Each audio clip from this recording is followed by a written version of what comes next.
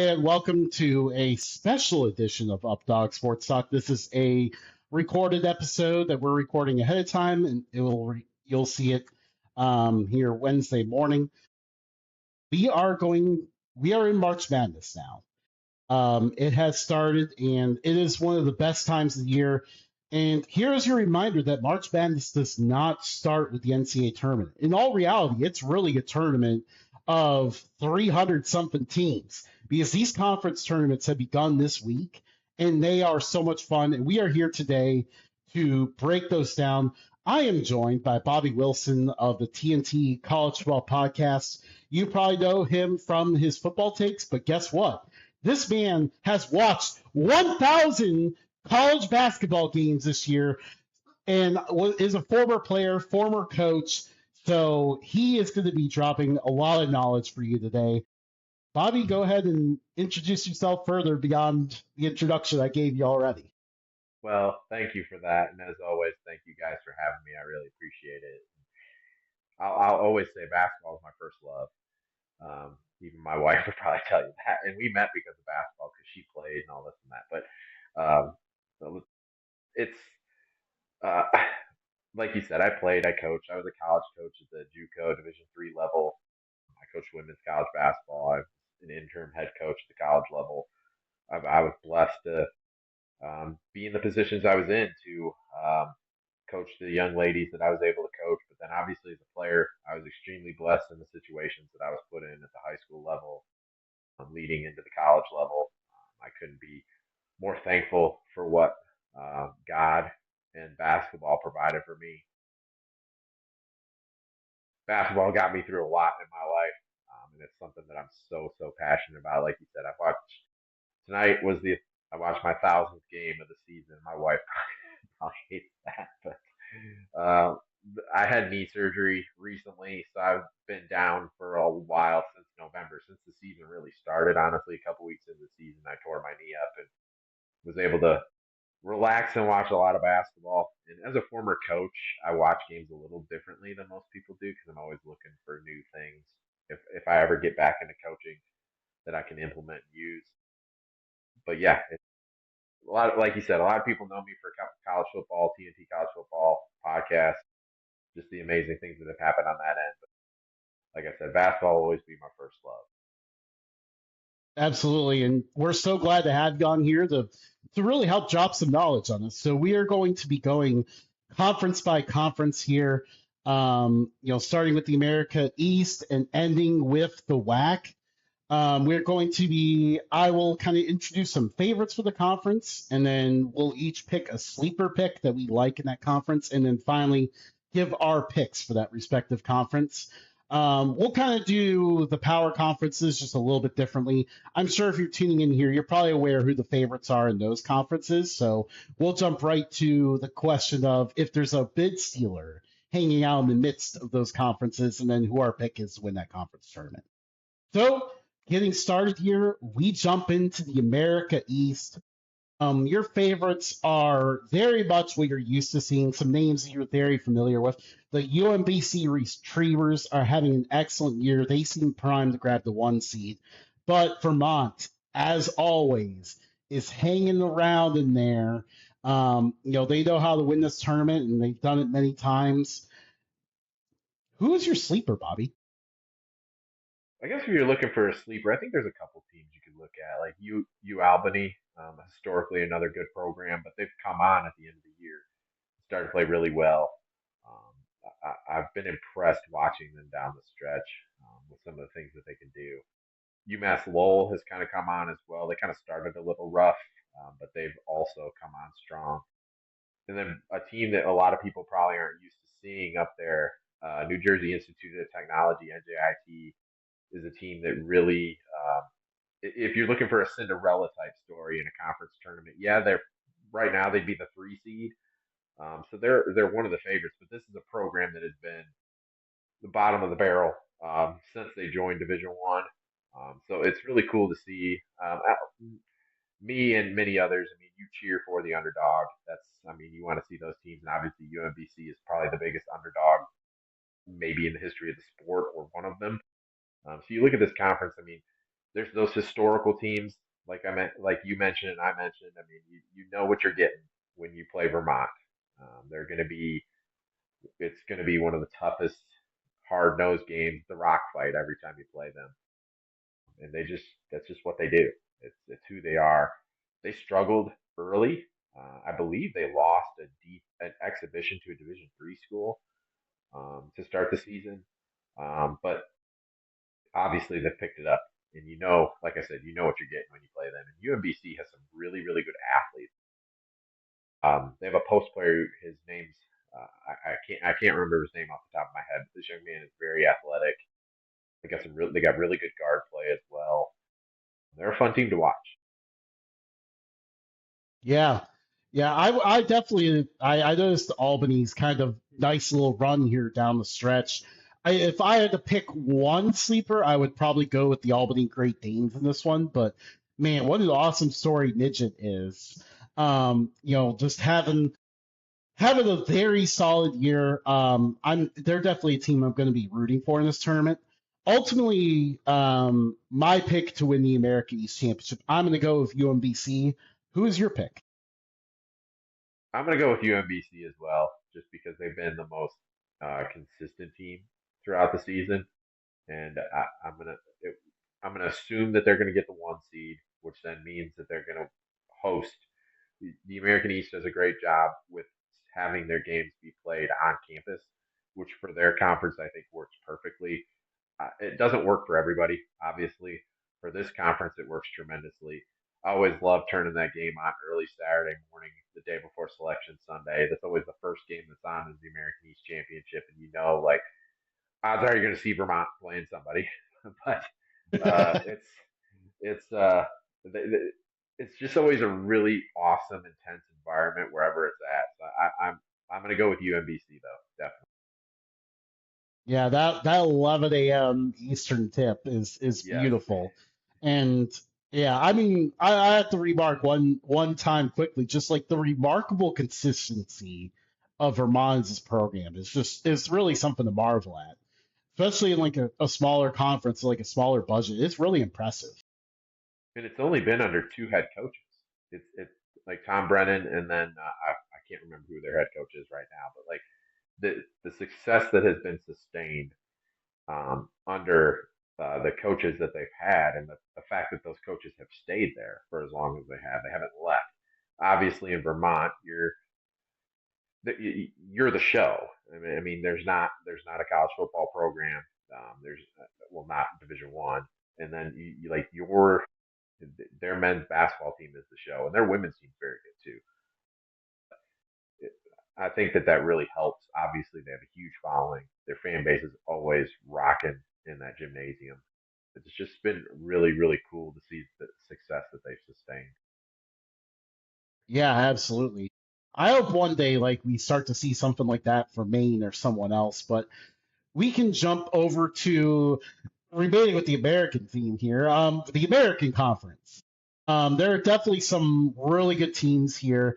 Definitely a weird year just because the American is going to be a one bid league, unfortunately, but definitely no shortage of great teams. The South Florida Bulls, Tulsa, Wichita State, UAB are probably the teams you could probably consider to be the favorites here.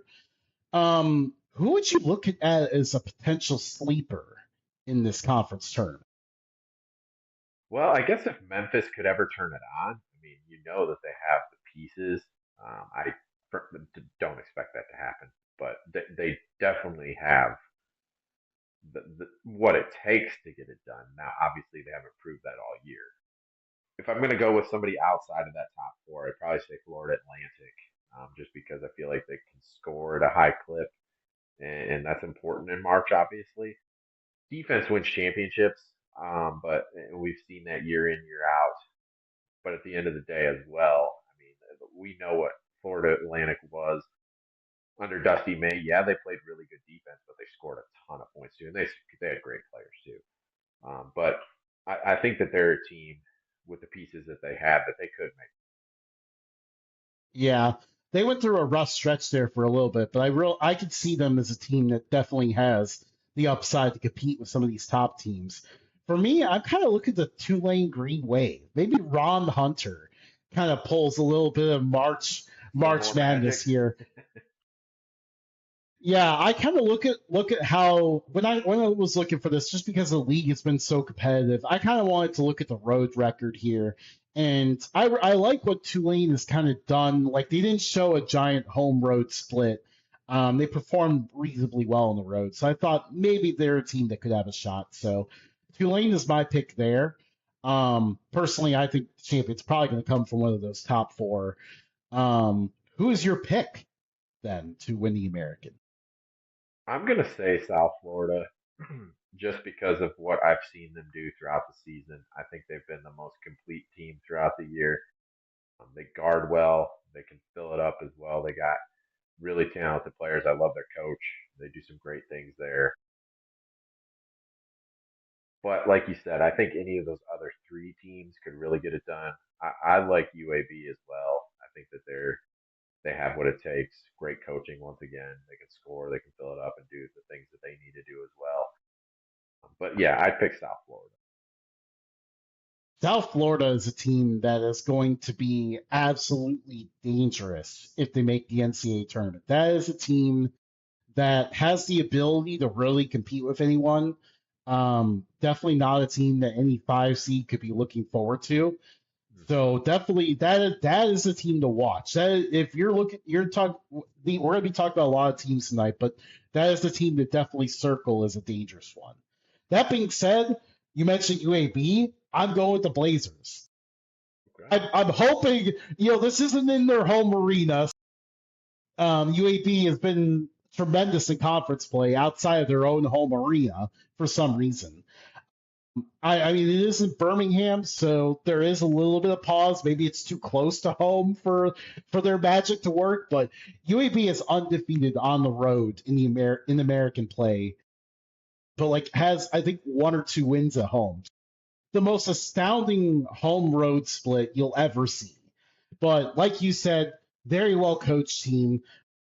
Kennedy knows how to win in this conference tournament. And again, like lots of talent too. Usually you expect to see UAB playing good ball around this time. He has to utilize the portal a lot just because they typically lose players. Usually by the end of the year is when you start to see those teams playing their best ball. Absolutely. And like you said, Coach Kennedy does a great job, and he's able to get those guys to come together. And by the end of the year, they're meshing well. And like you said, the way their season has gone is bizarre. The way that they've just been able to win on the road and do the things that they need to do, and then not taking care of business at home, it's really odd. But they're a team that can catch fire. That's why I think that they're certainly in the mix when it comes to this conference championship. Yeah, 100%. We move to the A10. We got really two favorites here. St. Louis, everyone's favorite player from 2 years ago, Robbie Avila, is with this team. I think a lot of people kind of forgot he's still in college, but he is still playing great ball. And in fact, now with a lot of guys around him, we are going to finally see him in the NCAA tournament. The VCU Rams are also one of the favorites here, but St. Louis is definitely by far the biggest favorite. Um, I think there's a pretty obvious sleeper in this one, Yeah, Bobby. I think we're on the same page. yeah, I think so too. I mean, the Dayton Flyers, they're just one. They're a consistent program that you just know at the end of the year, Coach Grant is going to have them firing on all cylinders, and they are. They're playing some really, really good ball now. I would not be shocked one bit to see them Selection Sunday winning the A10 tournament and stealing a bid. It would not shock me. Yeah, I agree. They're my sleeper pick as well. Just really firing on all cylinders down the stretch. And we knew this team had the talent. They looked like a team that was building that large resume there for a while, and then kind of just had that mid-season slump in A10 play that kind of took them out of it. But they are absolutely finishing the season strong. Definitely a team that if they go through with this and steal a bid, That this is another team that I don't think a higher seed's going to want to see.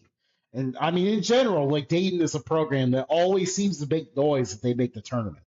Absolutely. They that program has that pedigree, and they've been there and done that, and it's what they do. Yeah, absolutely. So who is your pick going to be for the A10 title? Obviously, St. Louis and BCU are the two favorites, and I think obviously St. Louis is in. That's not a question. I think BCU should be in as well. I don't think they should be on the bubble. That's just my personal opinion. I think Dayton's going to win. I think they're firing on all cylinders. They're getting hot. They're peaking at the right time. And when a team is peaking at the right time with the talent that they have, you got to watch. Yeah, absolutely. I'm going to go with St. Louis in this one just because it feels like anytime the A10 is a surefire team to make the tournament, usually that team wins to avoid any bid stealers. Because the A10 does the A10 thing and always tries to minimize the number of bids they put in the tournament. So I'm going to go with St. Louis in this one. And again, too, like very good team. They had to deal with the hot Dayton Flyers in UD Arena a few weeks ago. I think they learned some lessons from that, and they'll be ready to go for the conference tournament. They're definitely built for it. That's We, for sure. yeah, absolutely. Like that team's gonna be a lot of fun tournament play. I'm very excited. Right. They're built I'm for it. glad They that we are. don't have to sweat. Yes. Yeah, I'm glad we don't have to sweat that one out. It feels like they're pretty sure bid there. hmm We move to the ACC. Obviously we mentioned in the open, you probably know who the favorites are here. Do you see a bid stealer anywhere in this conference? I don't really think so because I don't think anybody's going to be Duke. But to say that let's pick one. I know Cal's on the bubble. I know it's hard for them playing far away, but I like the pieces that they have. So they're a team I kind of look at as okay, they're on the bubble. They keep going from first four in, first four out, depending on who you look at. I think they're a team that could make a run in this tournament to put themselves in a position where they're definitively in the tournament. I'm not going to say they're going to win, but I think that they could get to say the semifinals. And if they get to the semifinals, I would say that they're absolutely in the NCAA tournament at that point. So I know I'm not necessarily answering the question per se because I don't think anybody's going to beat Duke at all. I think it's pretty clear that Duke is definitively the best team in this conference and arguably the country potentially. But if I'm looking at a team that could solidify a spot, I think it's the Cal Golden Bears if they play to the level that they're capable. Yeah, and it's been great seeing Cal like get back to playing competitive basketball. That program was down in the dumps for a long time. So even being in this discussion is really great for that program. But I agree with you. I don't see a bid stealer here just because Duke is too good to let one of them through. Um, so yeah, I think it feels like they're going to run away with this thing. I mean, they just beat NC State on the road by 30 tonight. So um, Yeah, they're just yeah, killing everybody in conference play. I mean, North Carolina we know is going to be competitive and good. Like it's arguably the biggest rivalry, so you know that game's going to be close. But I mean, they just killed Virginia. They killed NC State. They're just destroying everybody in the conference. So I just can't see it happen. yeah, an absolute wagon right now. Yes. Um, we move to the A Sun, where we have like Central Arkansas trying to compete with their first ever tournament bid, stole the one seed there at the last moment, and then Austin P, who really ran the conference all year, one bad week put him as two. These hmm two feel like they are um, very, very good teams that could win this conference. But who do you see as maybe a sleeper? Because the A Sun, this is one of those conference tournaments that can get crazy. Absolutely, and I love the new setup that they have for the conference tournament. I think it's great. It kind of stinks it's going to go away from the home venues, but going to Jacksonville is a really cool setup for them. everybody's in the tournament playing against each other. I think it's a cool setup that they're going to have. Looking at it, I think Lipscomb, personally, to me, is probably the team I could see making a run because they know who they are. They can shoot it well. They defend really well. They're not as athletic as some of these other teams, but they do things the right way. They're well coached. They just have really good, smart players who play the right way, and they could catch fire. I think Florida Gulf Coast is another team who got hot at the end of the year. You could potentially see. We know that they've had magic in March before, so it'd be interesting to see as that conference tournament gets underway here in the next couple days if they make some noise as well. Yeah, absolutely. Yeah, Lipscomb is a team I was looking at as well. I'm also not going to rule out the Jacksonville Dolphins making a run because this is in their hometown. Definitely a little bit of advance there, and also just because like all of these teams are very good at the offensive end, but sometimes can be vulnerable at the defensive side of the ball. So really, like anyone that hits their shots in this tournament could end up being the one that runs away with it. So it's definitely going to be really intriguing. With that being said, who is your pick to win it? I'm gonna go with Austin P just because they proved it throughout the conference slate. Yes, they had one bad week to end the season, but to me, they're the best defensive team in the conference. And like you're saying, a lot of these teams can score at a high level, and defense wins in March. And I think that they're going to lock down. I think Central Arkansas is an amazing story. The way that they've really just fought through this conference slate and really just kind of dominated at a really high level. I give them so much credit, and I think it'd be great if they made the tournament. Obviously, it'd be the first time ever.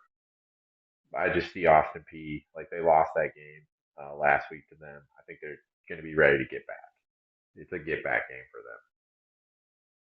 Yeah, yeah, I agree with that. I think Austin P is going to be pretty determined coming into the tournament to get the bad taste out of their mouth after rough last week. I got to go with them as well. I think Colin Parker, he is the best player in the conference. Again, Central Arkansas winning would be so cool because they've never made it before. Kind of been a long journey for them, so it would be really cool to see them break through and get in there. But Austin P at the same time, they haven't been in a while either, so they're also a great story. I got to go with the Govs in this one. Absolutely. We go to the side. um, we go to the Big 12. Do we see a bid stealer here? No, I think I think the teams that are kind of set in that conference. I mean, we know the top 5 or 6 teams in that league are amazing. I think if you watch this tournament from the quarterfinals on, you're going to see fantastic basketball. Um, UCF has been such an amazing story this year. The wins that they've been able to get over Kansas, and there was another one that's slipping my mind.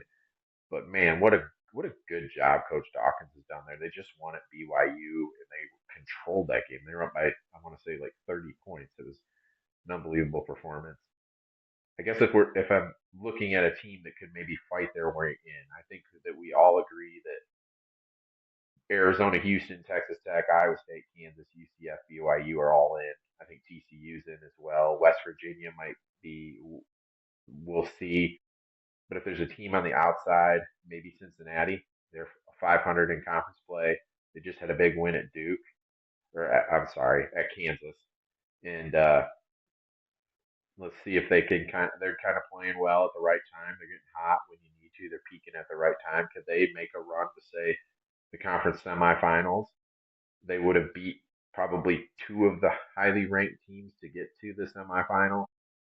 Does that put them in the tournament? I think it's quite possible. If you're 500 in the Big 12 and you make a deep run in the Big 12 tournament, I think that puts them in a position to solidify a spot in the tournament. And I think that would technically be a bid stealer because right now they're on the outside looking in. I don't think they're going to win the tournament, but I think that they could work their way in. Yeah, yeah.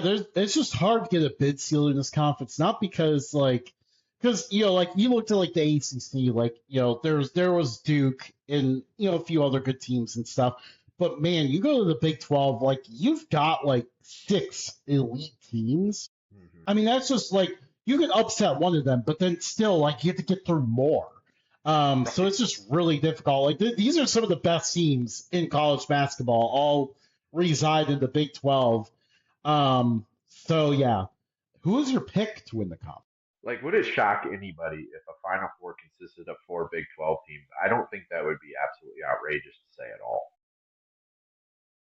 I agree with that completely.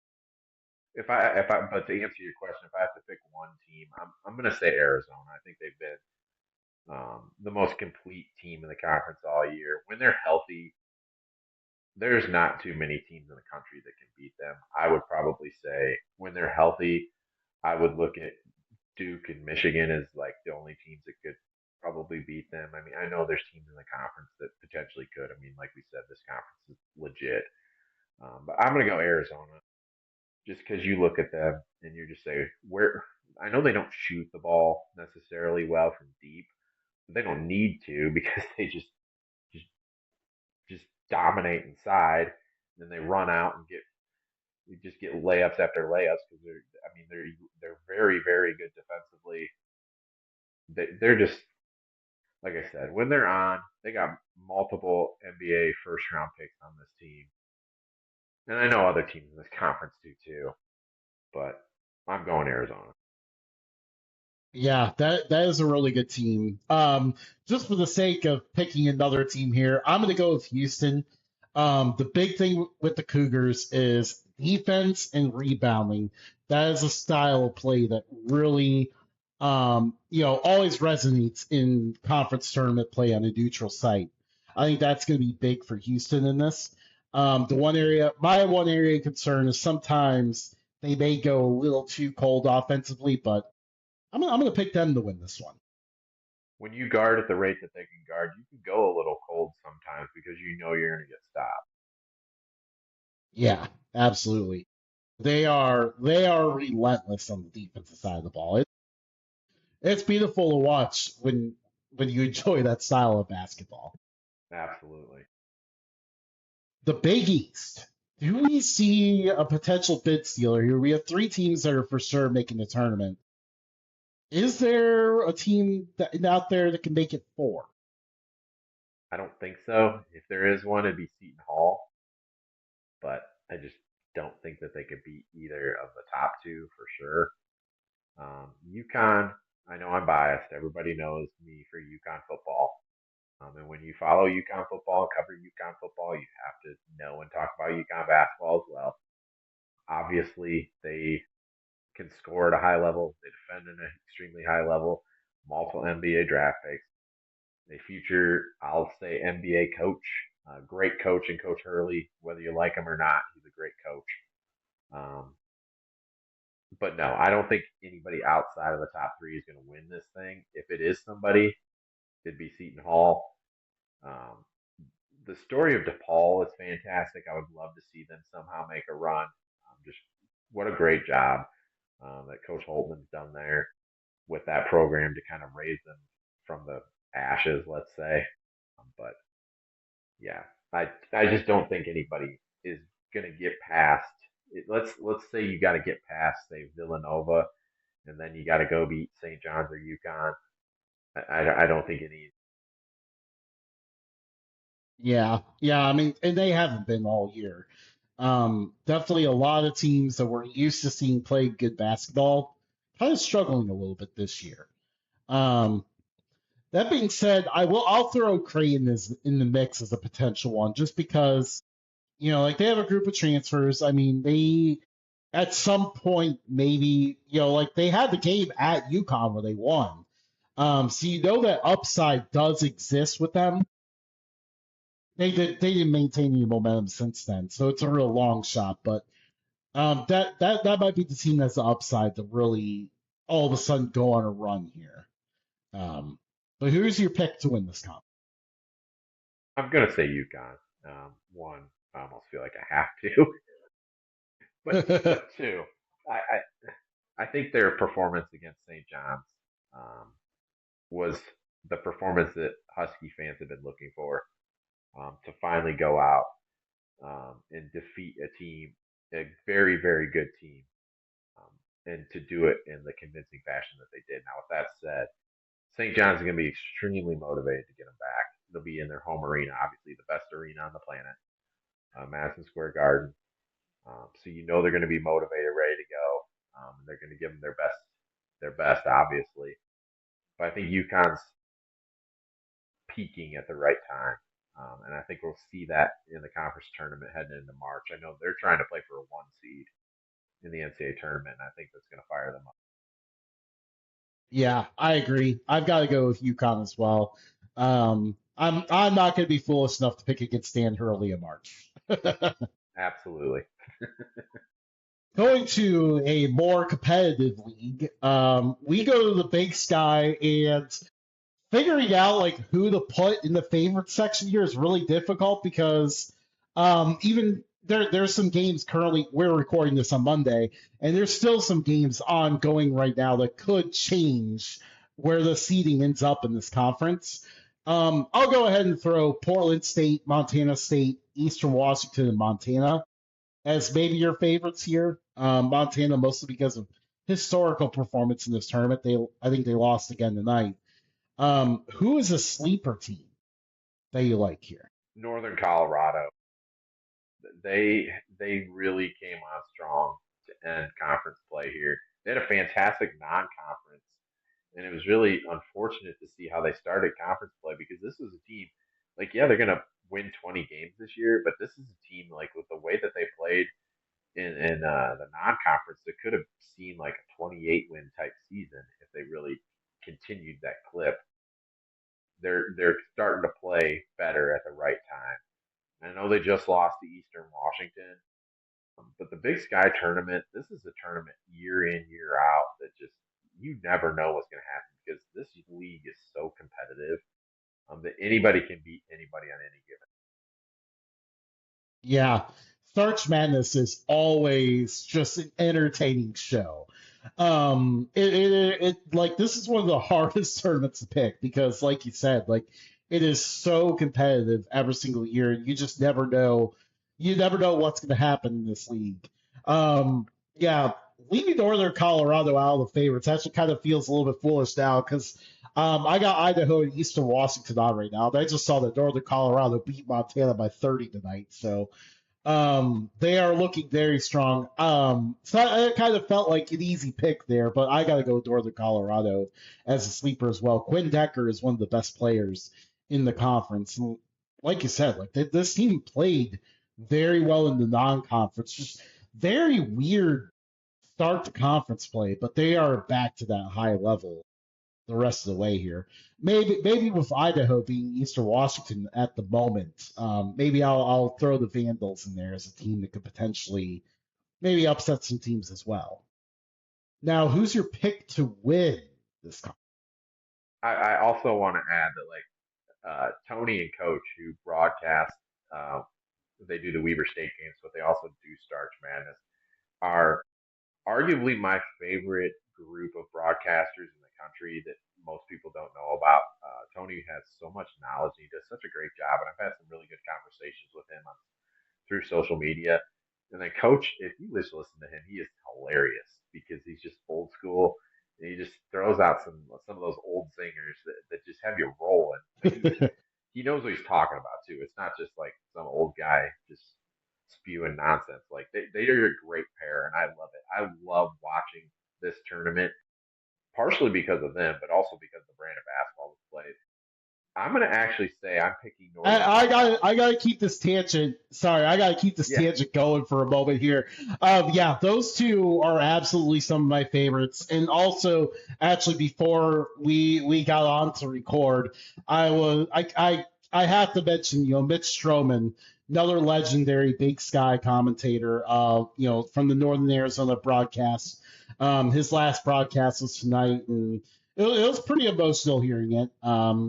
He was his voice is one of my favorites, and his excitement for the game is very good. I mean, the Big Sky really really has the market here and great commentators. Like you're listening to an ESPN broadcast, like usually these Big Sky ones are very entertaining.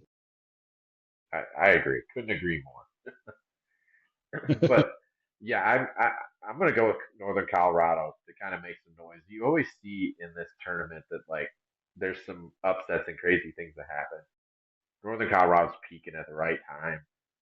They can score at such a high level, and I think that that matters in March. Obviously, they have really good guard play, so I'm going with them.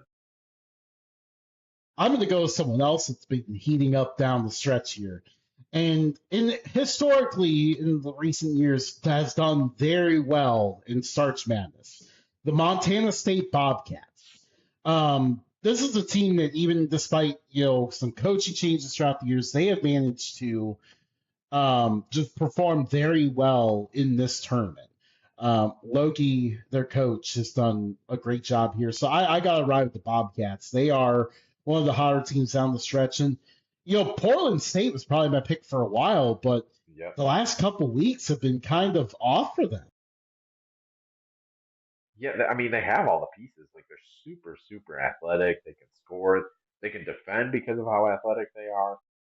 But like you said, they just have not. It's just not clicking right. Yeah, and this is not the time of the year you want that to happen. So it feels like the Starch Madness might end up taking them up, and we'll see how the results end up tonight if they keep that one seed or not. But the one seed has been generally pretty cursed in Starch Madness. Hmm You almost don't want it. Yeah, I know. Like you're almost better off being like a 4 or 5 for some Yep. reason. Like Yeah. it's so strange, but so entertaining. This conference just always delivers. It is. It Um, does. yeah. The Big South. We have two very obvious favorites here. High Point and Winthrop have been really those top two teams for such a long time this year. High Point's only loss in conference play was to Winthrop. But is there any sleeper in the mix that you kind of like outside of those two? I like Charleston Southern actually, and they're going to be they're a lower seed. They're a 7th seed, but they just beat Winthrop. They just beat them the other day, and I watched parts of that game, and I was very impressed by them. And I've watched a handful of their games throughout the season as well. They had a really solid non-conference, and they started off really poorly in the conference schedule, which was unfortunate because if you know Charleston Southern, they don't have the resources that the rest of, and of course the Big South in general doesn't have those resources, but Charleston Southern definitely doesn't. So it was really cool to see them play to the level that they played at in the non-con. I just think the guard play that they have, the way that they can shoot the ball really well, they could catch fire. I really do. I firmly believe that they're going to upset Winthrop in that first game that they play in the conference tournament. Um, we'll get to who my pick is in a moment, but I'm very impressed by that. Ooh, that is our first. I think that's our first big bold upset pick. Charleston Southern over Winthrop. And actually, like I see a lot of what you're talking about there. Like they were, like you said, performed very well in the non-conference, and even in those struggles in conference play, I noticed they lost a lot of close games. Just couldn't quite close it. And then finally, at the end of the year, maybe that's the moment where it clicks for them. They closed out that game against Winthrop. So that's definitely a team I got my eye on as well. But to go for another pick here, Bedford is a team I kind of like. First year head coach there. Uh, Kind of runs a little bit of a different style on defense. They're very aggressive, try to force turnovers. Could always be something that could be scary in the tournament setting if they get hot from three and can force some of those turnovers. Maybe Radford makes some noise. As a coach who ran that type of defense as well, like myself, I am a huge fan of that as well. They do a really good job with it. Like you said, if they can have that defense lead to offense and catch fire, they can absolutely make a run. Yeah, 100%. And that definitely would be a lot of fun to see. So who's your pick to win the conference? I mean, High Point. It has to be. And I think for the sake of March Madness as well, for the tournament's sake, I think it'd be great if they won because this is a team that nobody is going to want to play. They obviously have had an amazing season. They're 27-4 for goodness sake. They're they're they're a wagon. I mean, they have just really taken care of business throughout the year. And trust me, nobody wants to play them. Nobody wants to see when the seeds come out, High Point right next to them. That's a team that can absolutely get an upset. Yeah, yeah. This is one of those. This is another one of those teams. Circle it here. High Point is a very dangerous one. They really kind of had to start everything all over again.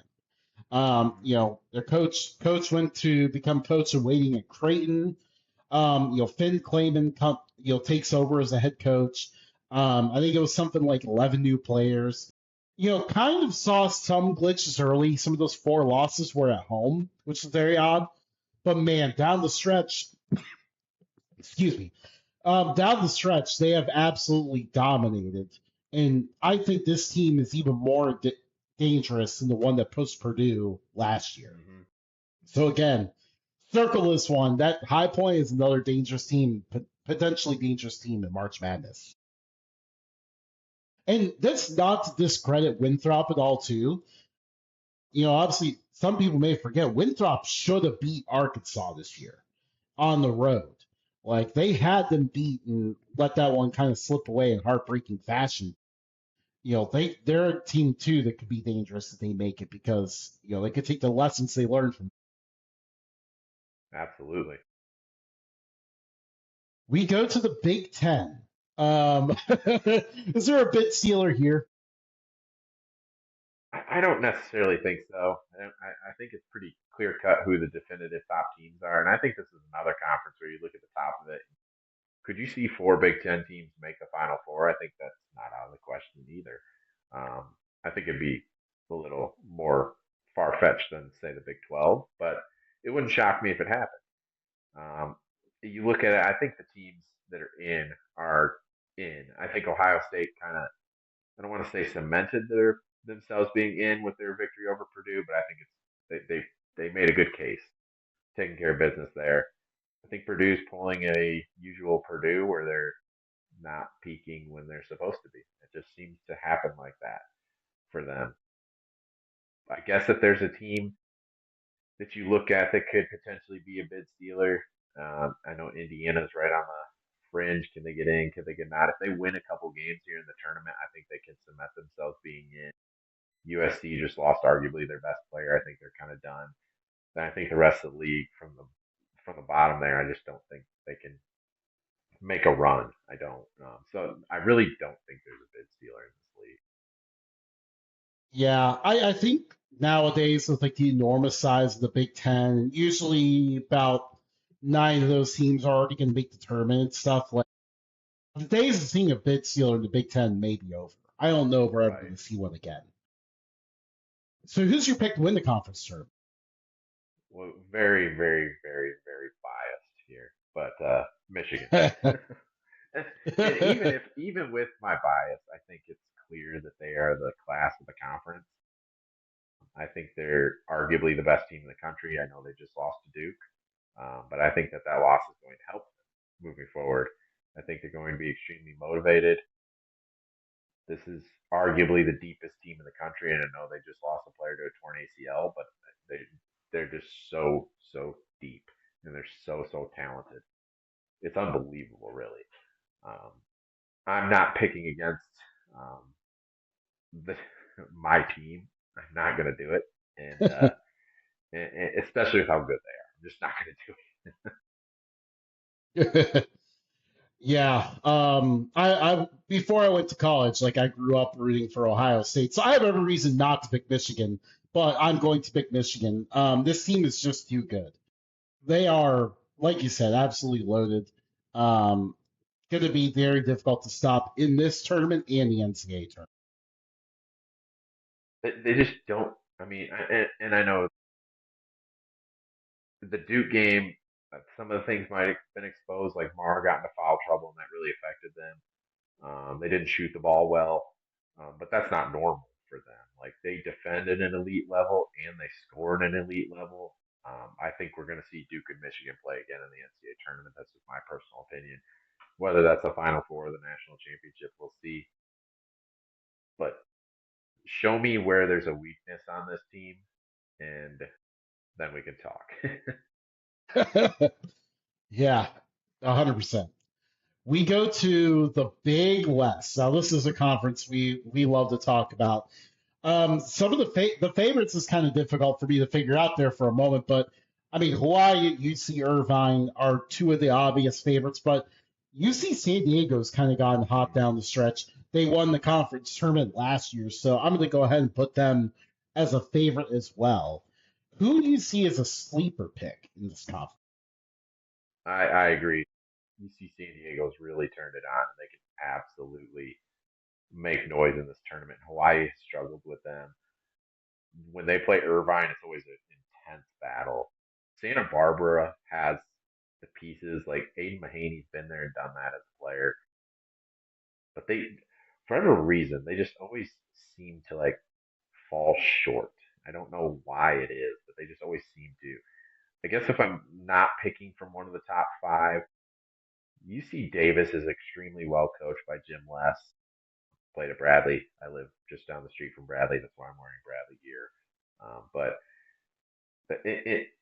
they just don't have enough size. I don't feel like to compete with some of these teams in the league. But I think Jim Les can put them in a position where they can make noise in this tournament. So if I'm going to pick a team that's outside of that core group, that's who I would go with.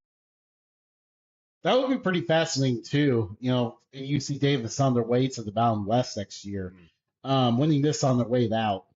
But I'm saying in the top five for my sleeper, Cal State Northridge is a team that I'm kind of looking at as like a potential sleeper pick here. Kind of they just lost at home to UC Irvine in the key game, but the Matadors have been very inconsistent. But when they are on, they are one of the best teams in this conference. Mm-hmm. Maybe if they get hot for the tournament, maybe they can make that run. We'll have to see. But who is your pick to win it? Well, I'll piggyback off your Northridge, your CSUN.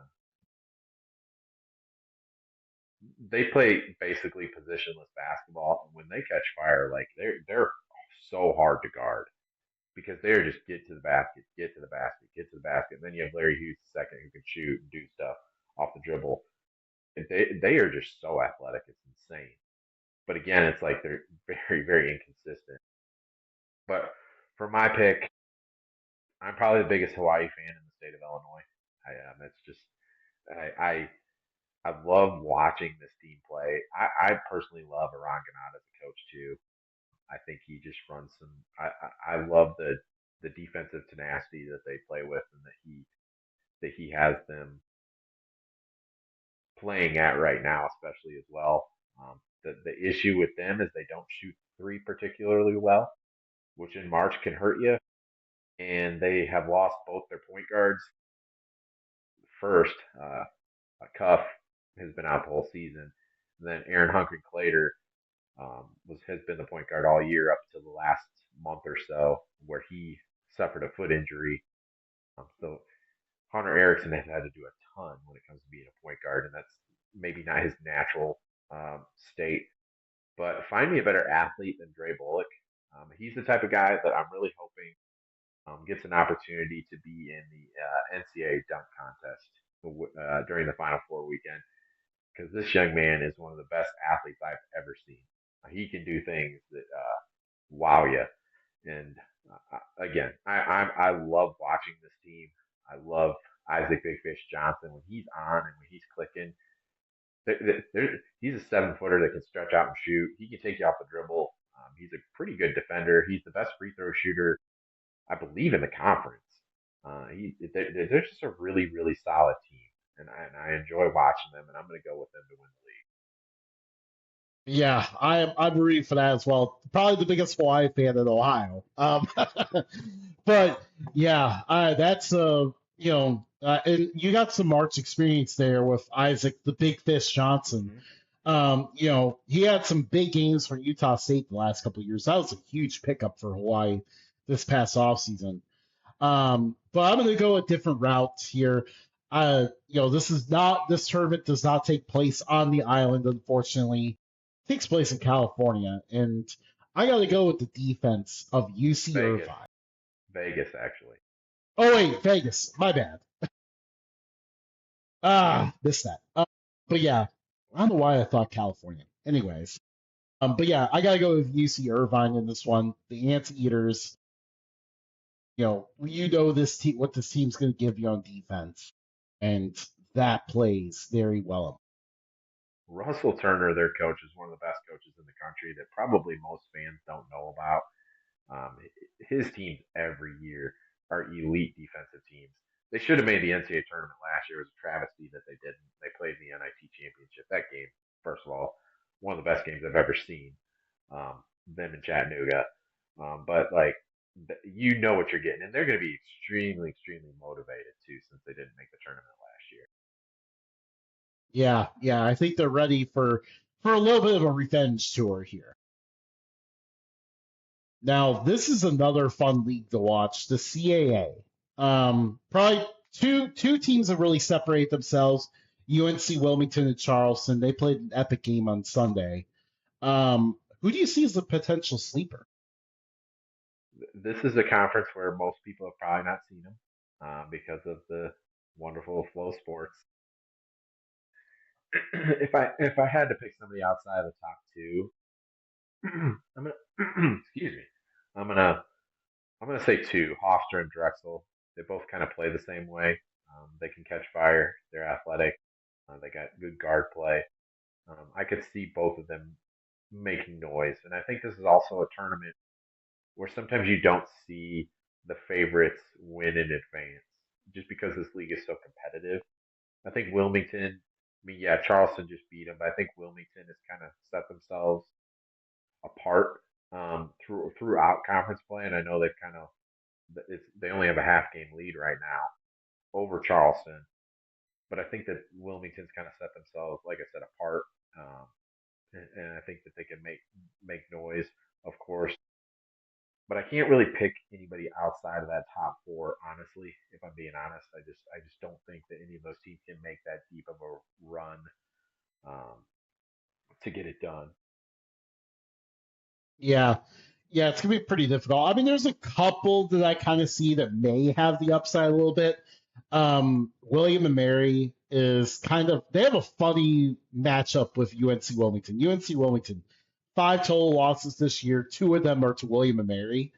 Um, the Tribe play a very fun style of basketball.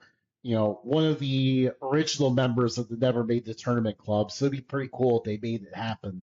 They're a potential sleeper that I'm going to kind of throw out there. Then Monmouth as well. I think King Rice has really had those guys playing really well down the stretch. They're a team. I don't know if they have the upside to compete with UNC Wilmington, but they're a team I'm watching. Yeah, I agree. And like you said, William and Mary, it's so hard to beat a team three times. That's why I didn't necessarily mention them. But the story of them not making the tournament ever is something that they should make a 30 for 30 on because they've been around for so long. But you're right though. I mean, they could make a run. I probably should have mentioned them, but yeah, Who is your pick to win it? Wilmington. I firmly believe that they have everything it takes to get back to the tournament, and I think they can make noise in the tournament if they're there, depending on the matchup, of course. But I think that they're going to give whoever, if they win this, I think they're going to give whoever they play in the big tournament all they can ever. Yeah, agreed. I've got to go with UNC Wilmington as well. Just a very, very good team. And again, like you said, like this team that made the tournament last year. They got dealt a tough hand with the matchup too. They ended up being a 14 seed, had to play a really good Texas Tech team in the first round, and they pushed them all the way. They were right there in that matchup the whole time. So one more year, of tournament experience. Maybe they're ready to pull the upset this time. Um, maybe you're not circling this team in pen, but maybe in pencil. I think they're definitely a team to watch. It's gonna be very interesting. We go to Conference USA. For a long time, it felt like this favorite section was going to be very small, but Liberty has kind of started to stumble down the stretch, and some teams are coming on hot. Western Kentucky obviously made a statement winning big at Liberty, but quietly, Sam Houston is actually the hottest team in the conference. So those are probably who I would put as the favorites right now. Who is maybe another sleeper team hanging out there? I think Kennesaw State can make noise. They just they play hard nosed basketball. They defend at a high level, and I think that they could. They obviously they gave Liberty everything the other night. So I think that this is a team that can certainly make noise. They're well coached. I like to watch them play because they just play the way that I like basketball to be played. Um, so yeah, I'll say the Owls. Yeah, the Owls are a very fun team to watch. And now you have me wondering if I should just throw them in the favorites as well because they're my sleeper pick as well. For all the reasons that you just said, this team is a very tough one to go up against in a one and done tournament setting. So, going to be very interesting. Who is going to be your pick to win Conference USA? I'm going to say Western Kentucky because they're peaking at the right time. Liberty has dominated the league through the whole season, and they've stumbled here recently. And it's kind of unfortunate because they are a very solid basketball team, and they're very well coached by Richie McKay. But they're just, I don't feel like they're peaking right now. I feel like they might have already done that, which is an issue in March, obviously. So I'm going to go Western Kentucky with a very also, I want to look at Sam Houston too because that's a really good basketball team too. I know a lot of people might not have watched Conference USA this year. This league is very competitive. I know Liberty has kind of been the top team all year, but we've kind of seen them come down um, to the rest of the conference. Let's say recently, but the rest of this league, this is a really solid basketball conference. I know a lot of people look at it from a football perspective and kind of mock it a little bit, but this league is very well put together. Yeah, absolutely. Like, I mean, you even look at like New Mexico State, for example. Like, they picked up a quality win, beating New Mexico, performed very well in non-conference, and then they got to conference play and really struggled. Lost a lot of close games, and that's how a lot of these games are. A lot of them are tight. Really can't rule out the field here, but you know what? I'm going to go with Sam Houston. I'm going to go with the Bearcats to get it done and win this conference, make the NCAA tournament. Yeah, I'm there with This you. I think they're good. Yeah, 100%. And again, like, peaking in March is very important. Right now, this team is playing good basketball at the right time. The Horizon League is next. Definitely one of my favorite conferences to talk about. Obviously, I think we even talked off air. Saw an absolute thriller on Saturday with Wright State and NKU. Wright State, Robert Morris, and of course, can't rule out Oakland. Those are probably the favorites, but the horizon is gonna horizon, as they say. So who's a sleeper team that could take advantage of some chaos? Man, who isn't? I mean, we know who's not. It won't be IU Indy because they lost tonight. Oh, goodbye, but IU and D. but I want to say Oakland was in my final two when it came to my choice for college. It was between Oakland and Grand Valley. I decided on Grand Valley. So I have a special place in my heart for Coach Campy and the Grizzlies. But I also consider Detroit Mercy. And to see what they've done this year, Coach Montgomery, and how he's kind of risen that program up from a very, very bad spot, if we're being completely honest, I think that they can make a run. I've been very, very impressed watching them throughout this season. a lot of local guys, which being a guy from Flint, Michigan, in the Detroit area, I love to see. I love seeing the Michigan talent do great, and Oakland has that as well.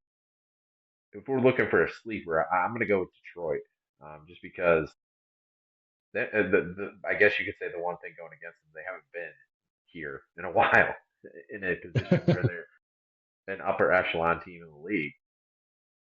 But for me, it's just a great story. Yeah, yeah, it's a really awesome story, and I'm very happy for that team. Like, I ended up seeing them on one of their worst nights, but you could still tell like this team has some guys that can fill it up. Like Orlando Lovejoy and TJ Nadeau are guys who can hit from anywhere. They got some really good rebounders inside. You can tell that Mark Montgomery really prioritizes that. So definitely a team to watch there. I promise I'm not being biased because they have been really good to us, but NKU is a team that I'm looking at as a potential sleeper. Darren Horn has a really good history of performing well in this tournament. His zone defense can be very difficult to go up against in a tournament setting. I think if they can just get past this tough opener on the road at Oakland, which, the last time they played them, that game was pretty much a wash because NKU was down three of their top seven guys. They are kind of the underseeded team in a tight conference because of that terrible, rough, like injury-ridden 3 week stretch.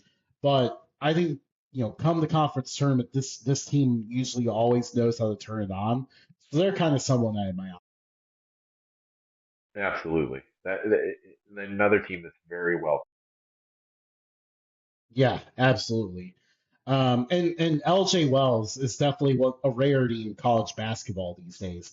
A really good player that spent 4 years at the same school at a Horizon League program. Like you just don't see that very often. Darren Horn mentioned that quite a bit in his post-game press conference. Like, I think he kind of probably felt. I mean, he doesn't show it, but he probably felt a little bit emotional about it because that was his last home game. So LJ Walls is a special story. It would be pretty cool to hear more of the nation learn about him. But he's also a guy that really gives the Norse a shot. Hmm. So going to the picks here, who do you have winning this one? I'm gonna say Robert Morris on a 7 game winning streak. I love the way that they can score the ball, getting to the basket. They can shoot it as well. I think they're hot right now, and they have all the pieces that it takes to win in March. Yeah, absolutely. And they just did it last year too. So definitely a team that knows how to win in this tournament. And definitely was a pick that I was highly considering, but this is the Horizon League.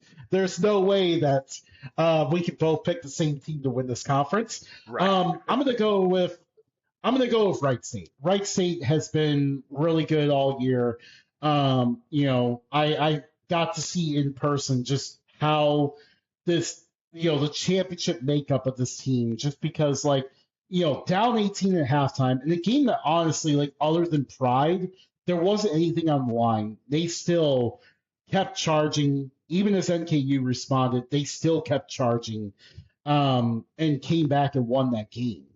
And that just goes to show like this team has a lot of pride and they play really well. TJ Birch is an absolute thief out there. Like he became a problem in the second half of that game, and won defensive player, Horizon League defensive player of the year for good reason. I mean, he is incredible. But this is a team that shares the ball, and really, like anybody could beat you on a given night. Hmm. Absolutely. But like you said, this league is always gonna. You never know. Yeah, my pick could go down the window right away. With tonight's result, they're going to play Cleveland State. And do not forget, Cleveland State won at Wright State earlier this year. So that game is not a gimme by any means. But it'll definitely be interesting just to kind of watch because it's a very, very interesting bracket this year. With, they had to play a game tonight, then we go to a regular tournament, but then they take the bottom two seeds and have them play at Indy. and then reseeded again. And It's it's a interesting. very interesting format. It is. We go from the most interesting format to the most basic one, the Ivy League 14 tournament. Yale and Harvard are probably the favorites here. Do you think any of the other two could be a potential sleeper? Um, Penn could. Penn has an opportunity. Like Coach McCaffrey's obviously been there and done that. They have guys that can shoot it. So and they have good post play as well. So I think that there's a potential for Penn to make the noise. And like you just got to win 2 games. It's not like you got to go through this gauntlet of winning 4 games in 4 days or whatever. You just got to win 2 games. So and I know it's going to be at Cornell. And see, probably shouldn't throw them out of it either. I mean, you're at home. You're going to have your fans there. Like they got a real opportunity. Yeah, absolutely. Cornell is a very good sleeper pick because, yeah, they're at home. They just beat Yale at home on Friday. But you know what? I got to go with Fran McCaffrey and his fighting Quakers as well. Actually, Fran McCaffrey as the coach of the Quakers is a very ironic thing that's actually kind of just hitting me right now. That is absolutely hilarious. And I don't think a lot of people realize that Fran McCaffrey is with this program right now. What March fun it would be if they were to win this conference tournament, and also we'll go, oh, that's where he is. You know that's what most of the country will be doing. Absolutely, they'll be like, oh, whoa, look at this. Oh man, but yeah, they very quietly have finished really well down the stretch too. So definitely a team to watch there. Who's your pick to win it? I'm a huge Tommy Amaker fan. He offered me in high school. I love him. But I am going to say Yale because I think they have everything that it takes, all the pieces. I think that they can win in March. We've seen them do it before too in the NCAA tournament. This is just a team that has all the right pieces to make noise, not only in the Ivy League tournament, obviously, but in the big tournament as well. Yeah, agreed. I have a hard time picking against Yale as well. I think the Bulldogs will go and win this one. Um, we go to this is always fun. They even made a bit about it, but I always like to pronounce it the MAC. It's gonna be there. They're gonna be changing that name soon, but yeah, the MAAC, two A's, not one A. The favorites here: Merrimack, St. Peter's, and Siena. Who do you see as a potential sleeper? And I think there's a pretty decent field to pick from here in this one. There really is. I think any of the top 6, honestly, in this league have a real opportunity. I like Quinnipiac, uh, but Quinnipiac also loses games that they shouldn't lose either. And every game they play is close. Um, so maybe that's good in March, though. So you're used to playing in close games. And so maybe that's why I'm going to go with them here. But I love the pieces that they have. And I know that they've been so close for the past couple of years of being that team to get in the tournament. So maybe that motivation gets them to that next spot to make that jump. But like I said, I think any of the top 6 in this league really have an opportunity. And even when I say that, like Fairfield's got 19 wins, so it's like this is an extremely competitive league. It's very very. Yeah, it's a really strong league this year. I think it kind of went a little bit under the radar, but definitely a lot of very solid teams. Quinnipiac is actually the one that I had circled as my sleeper as well. It'd be kind of ironic if the several times like they've been the one seed and lost, but this time they're somewhere around like a 5 and end up winning it. It would just be so perfect. But yeah, definitely I like them. Marist is another team you have to consider, but definitely again like a very good group. And of course, like Iota always seems to find their way, and they're probably going to be an 8 seed in this thing. Right. Yeah. So who's your pick? think Merrimack has been the top team. I mean, they've been the top team all year, and I think it'd be a great story. It'd be their first year, first time ever making the NCAA tournament. But this league, like the one seed, hardly ever wins. So I'm going to go with Siena and fighting Jerry McNamara's. Um, I, I've watched them a handful of times this year, and their guard play sticks out to me. I think they have what it takes in March to make the noise that they need to make. Like we said, I mean, this league has been so competitive this year, and under the radar, like you said, I couldn't agree more. But I'm going to go with the Saints to pull it off. Yeah. I mean, it's been a little bit since they've been in the tournament too, so it'd be pretty fun to see them make a return. I'm gonna go with St. Peter's. Gotta go with the Peacocks in March. They are playing great basketball right now. It's been very fun to see this program kind of continue that momentum they built from that tournament run years ago. But yeah, I think they could win it. We go to the MEAC. Um, Definitely a good list of favorites here. Howard has been looking really, really good, especially down the stretch. Morgan State, kind of the surprise team that's been hanging in the balance here. And then Norfolk State, never can count out Robert Jones's crew. So those are probably the top three. I kind of just had to go with the top three of this one. I know there's a pretty obvious sleeper hanging out with that result. But who do you see as the sleeper pick? I mean, you got to go with North Carolina Central with Coach Moten and what he's done throughout his time. He's going to have that team ready to go no matter what. Excuse me. But if I go with a team outside of that top four, I'd probably go with it's it's been an odd year, and it always is in the MEAC. But I'll say South Carolina State. They struggled in the non-conference where most of the MEAC does because they have to play up in so many games for money. But in conference play, they've been hovering around 500, and they've beat a couple teams as well. So I could really see them making noise. And I think this is another tournament as well where you tend to see the one seed not win, and anything can happen in the MEAC tournament. Yeah, absolutely. Yeah, and NC Central is a team that often performs very well in the MEAC tournament. So that was the one that kind of flagged as the obvious one, but definitely South Carolina State, a team that kind of improved as the year went on. So definitely could be a threat as well. But who is your pick to win the MEAC? I'm going to actually say Morgan State because of how they're peaking at the right time. They've put it together here down the stretch, and that means something. You got to be peaking at the right time, and I think they are.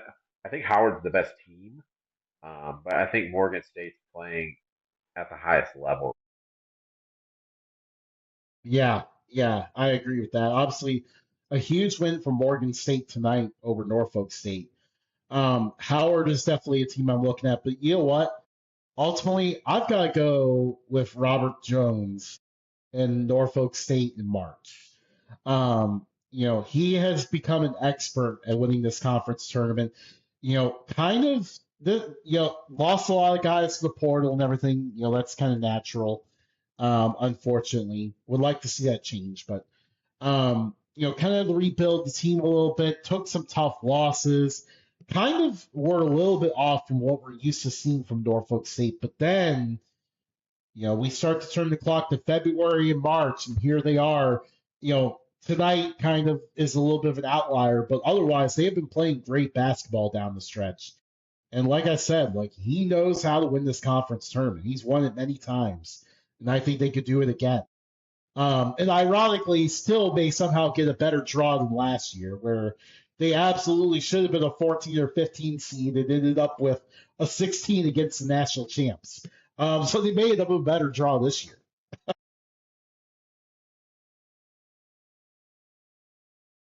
We moved to one of the best conferences to talk about. The story of college basketball is in this conference, the MAC. Miami Redhawks still going strong at 29-0 at the time of this recording. And then Akron definitely has to be the other favorite. Is there a sleeper potential spoiler hanging out in the mix here? I think Kent State certainly has the pieces that it takes to win in March and to win this tournament. I would not be shocked one bit if the Golden Flashes were that team. They have the pedigree, but they have really solid pieces. If I'm going with a team outside of that, I'll say I'll say Toledo because they've kind of gotten hot a little bit here. They've won a handful of games in a row. I know they've kind of underachieved for their standards this year, but they seem to be playing their best ball right now heading. Yeah, absolutely. Toledo is definitely picking it up down the stretch here. With that team, they're always going to be playing really good offense too. So um, definitely would be a potential pick there. I look at Buffalo as well. I think the Bulls look very strong throughout the year. Their star player, I hope I pronounce it right, Freetag, dealt with some injuries throughout the year. He kind of just came back, still kind of working his way back a little bit, but if he's back fully for this conference tournament, then you might see Buffalo looking a lot more dangerous. Who is your pick to win the match? It's got to be Miami. It's got to be like the story is amazing, and I know a lot of people are going to talk about that, but we don't need to talk about the story. We need to talk about that this team is a really solid and good basketball team. They're well coached. They play a brand of basketball that is so fun to watch. Um, and you know it. I mean, you've seen it in person. Like these guys, they've gotten down and they fought back in multiple games this year, which is going to mean a ton in March. They have multiple players that they can lean on to be scorers. They have a stud scorer, but they have multiple guys that can do it too. I think it's absolutely ridiculous for anybody to think that this team isn't an NCAA tournament team um, because of the sheer fact that they play in the MAC and they haven't played anybody. Well, I'm a former college head coach. I've had to build schedules. Miami, Ohio was the second to last team to release their schedule this year because they did everything in their power to schedule teams, and nobody would play them because they knew how good they were going to be this year. They were one shot away from the NCAA tournament last year, and they brought a ton of guys back, and they added some really, really good pieces to the team as well. With that said, Akron is really good too. And I know that this league doesn't get a good rap, and I think it's kind of ridiculous because the top of this league this year is really good. I know Akron won't get any consideration for an at-large bid, but I think that they should at least be thought of, and I know they won't. I know that. But this team is a really, really good team. You go 15-1 in your conference, and you're 24-5. Like that's a really, really good team, and they're extremely well coached by John Gross. The top two teams in this league are fantastic basketball teams, and the mainstream media and the casual basketball fans don't realize that. Yeah, absolutely. This league puts on a show, and they performed well in non-conference too. Multiple wins over the Big 12 from teams that aren't even at the top because a lot of those teams didn't get those shots. We're talking about the middle of the conference winning those games, or even Eastern Michigan, who isn't going to make the conference tournament, beating Cincinnati on the road. I know that Cincinnati, had some players injured or whatever, but at the same time, like it just goes to show that if you don't bring your best, you could still get beat on any given day in the MAC by any team. And the fact that Miami has gone through as long as they have without losing is just very impressive. We don't ever see this. We never see this happen. And the fact that it's happening with a team that didn't hit the portal for more money or anything like that, decided the grass was not greener, stuck around with the same coach and developed and got better. Really should be the story that everyone that loves college basketball the way it has been should absolutely crave. Um, and I'm going to pick them as well. Obviously, now full disclosure, I am a little bit biased on this pick. I know one of the players, Ian Elmer. My wife worked with him in the athletic trainer setting when she was working at Taft High School with him. Definitely just really cool. It's been a really cool ride. Like when even before they were good, like 2 years ago, last year, we would go to his games and she makes some cookies. Like it is amazing to see what this team has become now. Um, and obviously like you build a relationship with these athletes and it is definitely cool to see them succeed. That's the theme of Athletic Trainer Month. Happy Athletic Trainer Month here in March. But yeah, so just very excited for this team and the ride. I'll be there tomorrow, well, Tuesday, the day before this recording, but airs. But gonna see them play Toledo. Definitely gonna be a lot of fun, but definitely a really fun ride that I'm enjoying. And I'm sure that they won't get this, but they will be drastically underseeded. This team should be a 6 seed. I mean, they if you go undefeated, I don't care what level you're playing at. It is the hardest thing to do, and they've done it in a league that's very, very competitive. So they need to be rewarded. And I don't care about the metrics and the numbers and all this and that because I want to see this team get in and make a run to the Sweet 16, let's say, because of the cohesion that they have, because they've all played together for so long, and because there's just a darn good team too. Yeah, and this as a former coach and player. Like games are not played on paper, on computers with these metrics or anything like that. Like you actually, like with your coaching eyes as a player, watch these guys play. This is one of the best teams in the country. They are like I've watched them multiple times. I get it. I get it that they don't play in the marquee conference. I get it. But at the end of the day, like no matter what conference you're in, everybody knows your team and knows what you're doing and knows what you're running because you play them twice a year. Or with how big some of these conferences are, that's not the case anymore. But you're used to playing these teams over and over and over again. You know these coaches, and obviously Miami, Ohio, and Akron, these two coaches know each other extremely well. um, but for a whole other reason, obviously. But this is like I said, it's a great story, yes. But people who know basketball and watch this team know that this isn't just a great story. This is a great team. Yeah. And again, just like how unflappable they are in the last 5 minutes of the game is unreal. Yes. They're every single night the target is on their back because right now, like every program that plays them knows they can completely change the image of their program by winning against them. This target has been on their back basically since they beat Akron back in January, which I can't remember when in January, but I know I have my ticket stub over here. Um, Back when I didn't have to buy tickets online, it could just walk up and get a physical ticket stub. That being said, well worth it to hear that place rocking. It's been a lot of fun, um, but yeah. So this conference has been bringing it. They've been getting their toughest, and I think we even saw this a little bit when they did the MAC Sun Belt Challenge.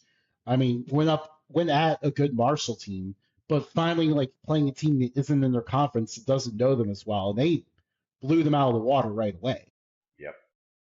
A good Marshall team too. That's a team that could go win the Sun Belt. It's not just a average team, and they blew them out of the water at their. Yeah, yeah, absolutely. In front of a sold out crowd. Obviously now, these guys love a sold out crowd. They like to take the noise out of a road crowd, if you will, and obviously love it when it's loud at home. So it's pretty cool to see. Um, that's enough about the team near me. How about we talk about some teams close to you? The Missouri Valley.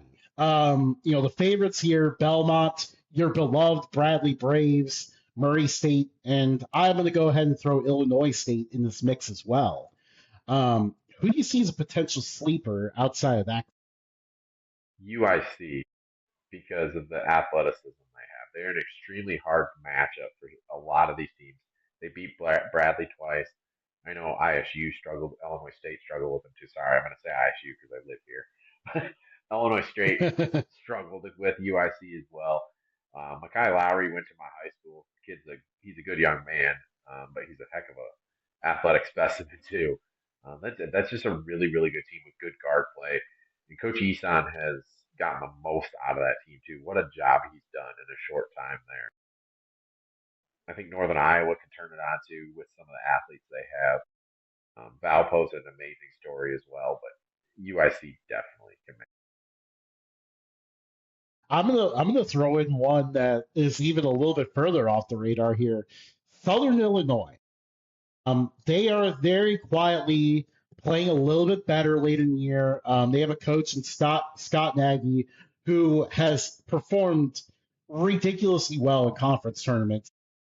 Got us started at South Dakota State and forever tormented that never made the tournament club by winning the Summit League tournament every year. Then he went to Wright State, won a few conference tournaments there. Now he's at Southern Illinois. So he's the guy that knows how to win this month. So that might be a kind of a sleeper team to watch a little bit. Scott Nagy is one of my favorite coaches in the country. He has and I implemented this because I stole this from him. He has a system, a point system that he implements for his players on the defensive side of things. It's a really complex thing that I'm not going to try to explain right now. But I implemented it as well with my teams. And because I'm a defensive first coach now, if you would have said that to my coaches, they would have laughed at you because I didn't play defense. But amazing coach. That point system he has is so cool, and I love that, and I utilize that a lot because it got my teams to play at a very high level defensively, which his teams do. Yeah, absolutely. That's really cool. Kind of a nice little insight there too. Um, who is your pick to win this comp? Biased, but I'll say Bradley because they beat Belmont. They did. And now, granted, it was at Carver Arena in Peoria, and it's hard to beat a team a second time. But they gave Belmont everything that they could handle in Nashville too. And I think Belmont has obviously at 26-5, they kind of run through the conference pretty well. They're 16-4 in league play. They won the league by 3 games. But this is a league that's super, super, super competitive. And I know we've seen the 1 seed win this league, but it's hard to be the 1 seed and win this league. And let's say they had to play Southern Illinois after they beat Drake. That is going to be an extremely difficult matchup for them. They just lost to ISU.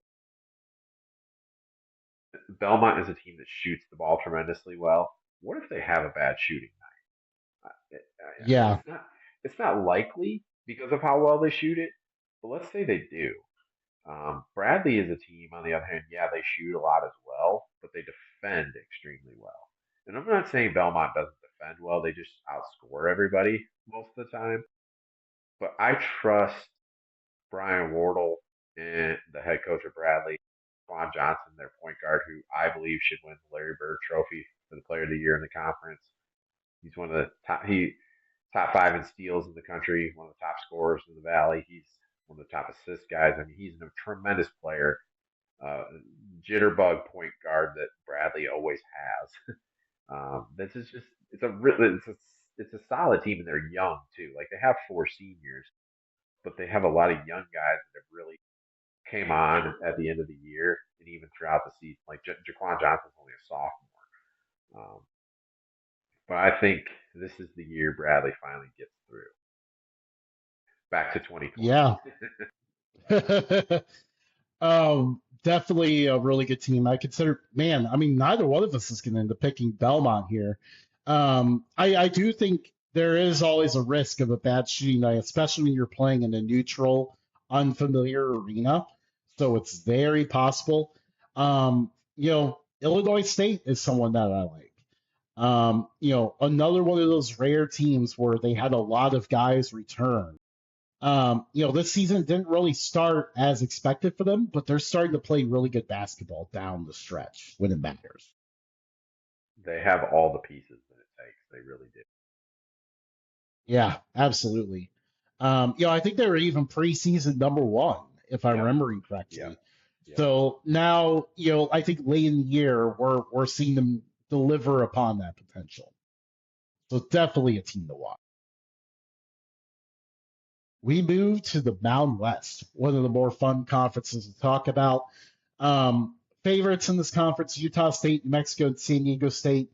I would say it's looking pretty likely that we'll see all three of them in the tournament. So who's a potential sleeper slash maybe we're even if we may even go far enough to say a bid stealer here? Colorado State's won 7 in a row. I know nobody wants to play them. They have all the pieces. They shoot it well, especially recently. Um, and Grand Canyon as well. Nobody wants to play them either. This is a tremendous team. Well coached, obviously, with Coach Drew. Those two teams, I think, can really, really make noise. It wouldn't shock me at all if either of them won the Mountain West tournament. Yeah, Grand Canyon has really carried a great variability of results. I think it goes, the best way to mention is I think just a week or so ago, they won at San Diego State and then turned around and lost at home to Wyoming. That shows you how all over the place that team is. But if they show up in the Mountain West tournament hot, they could definitely win it. But I got to go with you on this one. Colorado State getting very, very hot down the stretch. And a team that, obviously new coach this year, even though Ali Farokhmesh, obviously a very famous March Madness hero from back in the day. But this team also did very well in March last year. If I'm remembering correctly, I think they won the conference tournament to make the tournament, Yep. pulled a 5-12 upset, and then were literally a shot away from the Sweet 16. Yep. Yep. So I think they're ready to do it again. That's definitely a team I'm looking at. Let's go with our picks here. Who do you have?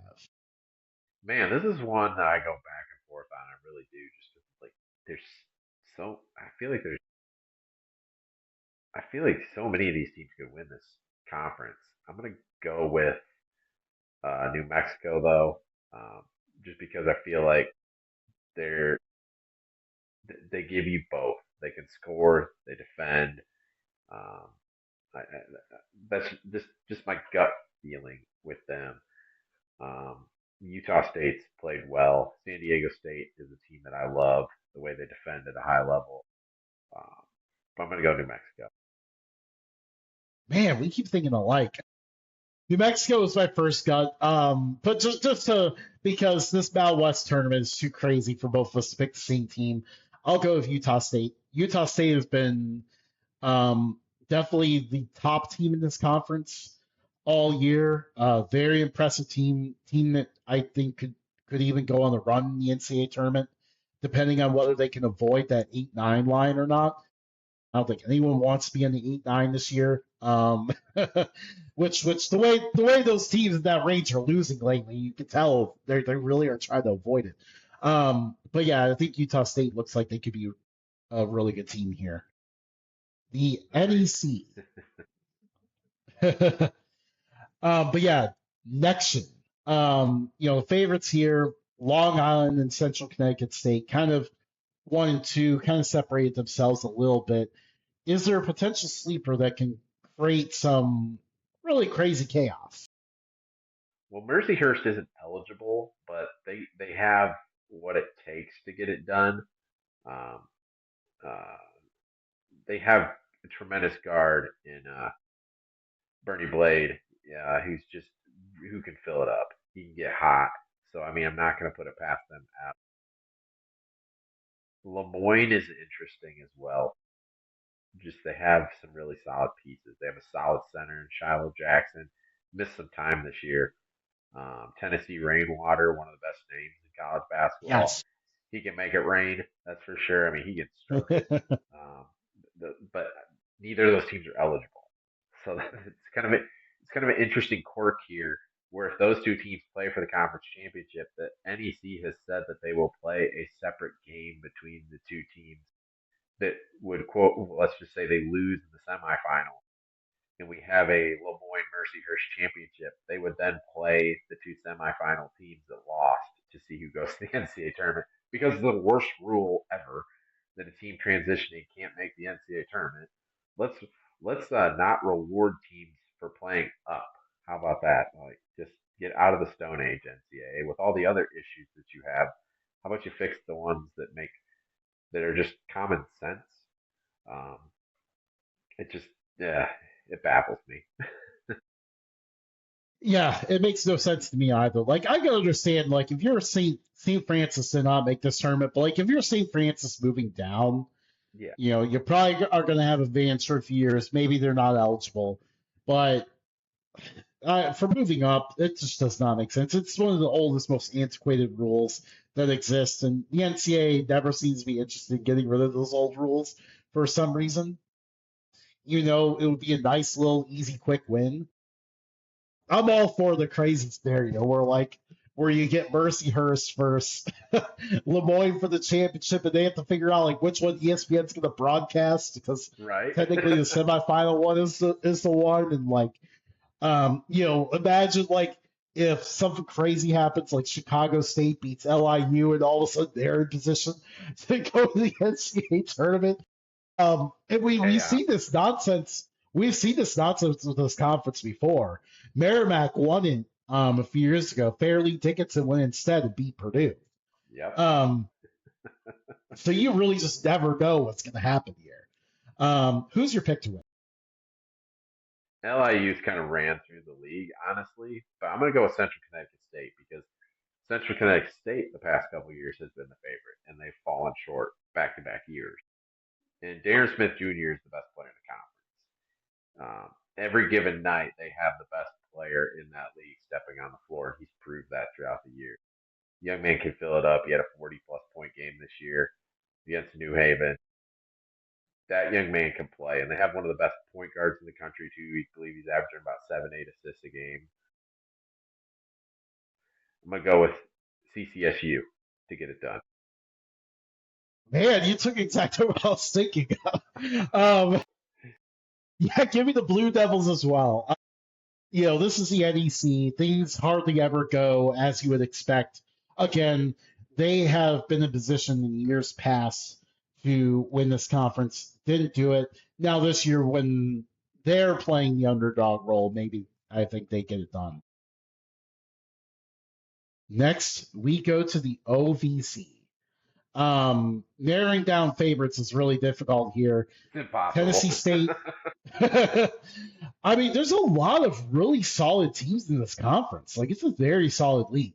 Tennessee State, Morehead State, SEMO, and UT Martin are going to be the teams that put there.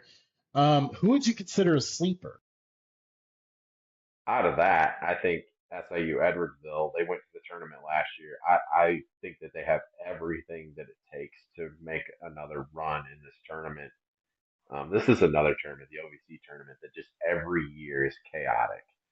Um, SIUE has good guard play. They have a 7 footer.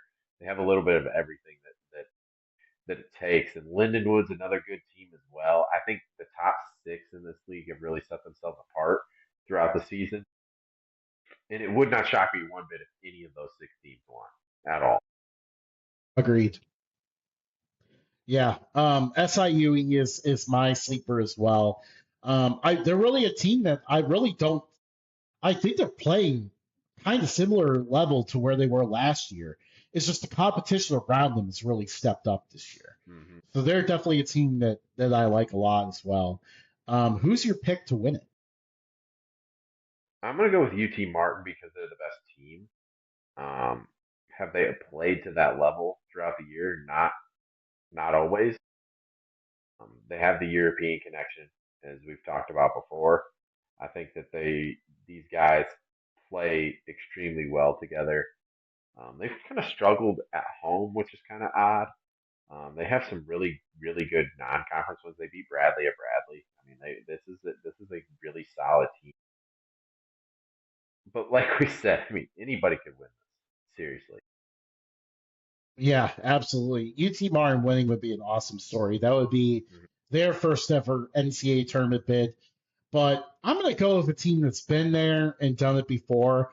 The OVC tournament is often chaos, but usually standing on top at the end of all that chaos is Morehead State. I think they get it done. This team is playing very well down the stretch. And again, like they know this program knows how to win a March. There's the year they beat Louisville and all of that. They made a tournament multiple other times. A very, very solid program. I think they get it done. They've won 7 in a row. Don't put. Yeah, absolutely. And again, getting hot this time of year, that's a huge key as well. Let's not to overlook SEMO because, Corn, he's done a really good job coaching there. And Tennessee State and the Nolan Smith has been an awesome rise. Tennessee Mhm. State making a tournament would be a great story too. Get them against Duke. Oh, that would be funny. Although underseeded for sure. Yes, absolutely. Yeah, I think whoever wins this league probably earned at least a 14 or 15. We go to the Patriot League. Favorites, I'll keep it plural here. Navy is definitely the overall favorite, but Colgate is a team that you never, under Matt Lango, like you can never rule them out as well. So those are the two favorites. Who do you see as a potential sleeper? Boston University went through a good stretch down here at the end of the regular season where they won. I want to say it was like 9 of 10 or something like that, where they just put a really good stretch of games together. And I don't ever count on American either because I love their coach. Those would be the two for sure for me that I would go with. Yeah, I have to agree with you. I got American as mine. Won this conference tournament last year. They were the ones to finally wrestle this conference away from Colgate's dominating arms for so many years there. Uh, but yeah, American still a very solid program. Kind of just had a rough stretch during the year this year, but I think when it comes to March, like they're a team that can get ready to go and win it. But who is your pick to win the conference tournament? I want it to be Navy so bad. I do, just because of the story, and it's so I'm going with them. But for goodness sake, like Colgate just always seems to find a way. And I know you like last year American won, but it's like this Colgate's been in so many close games this year. But I'm going Navy. Colgate is kind of just that bad mood rising over the conference. Like you just can't, you just can't shake them. But I got to go with Navy as well. I mean, again, like just an absolutely incredible story. I mean, how much fun would it be to see Navy in a tournament for the first time since 1996? They're 25-6, folks, and they've went 17-1 in the league. So this is a good team. Yeah, yeah, they're a team like they play very disciplined, solid defense. They're a team that could if you're overlooking them, they're a team that could really be dangerous. Absolutely. Depending on the matchup, especially. I mean, they could give somebody a real fit. Yeah, absolutely. Man, that would be so much fun to see. Like That would be amazing. Navy winning an NCAA tournament game would be absolutely electric. And I mean, I feel like it's been a long time since we've even seen any service academy in the tournament. I think Navy was probably the last one, to be honest.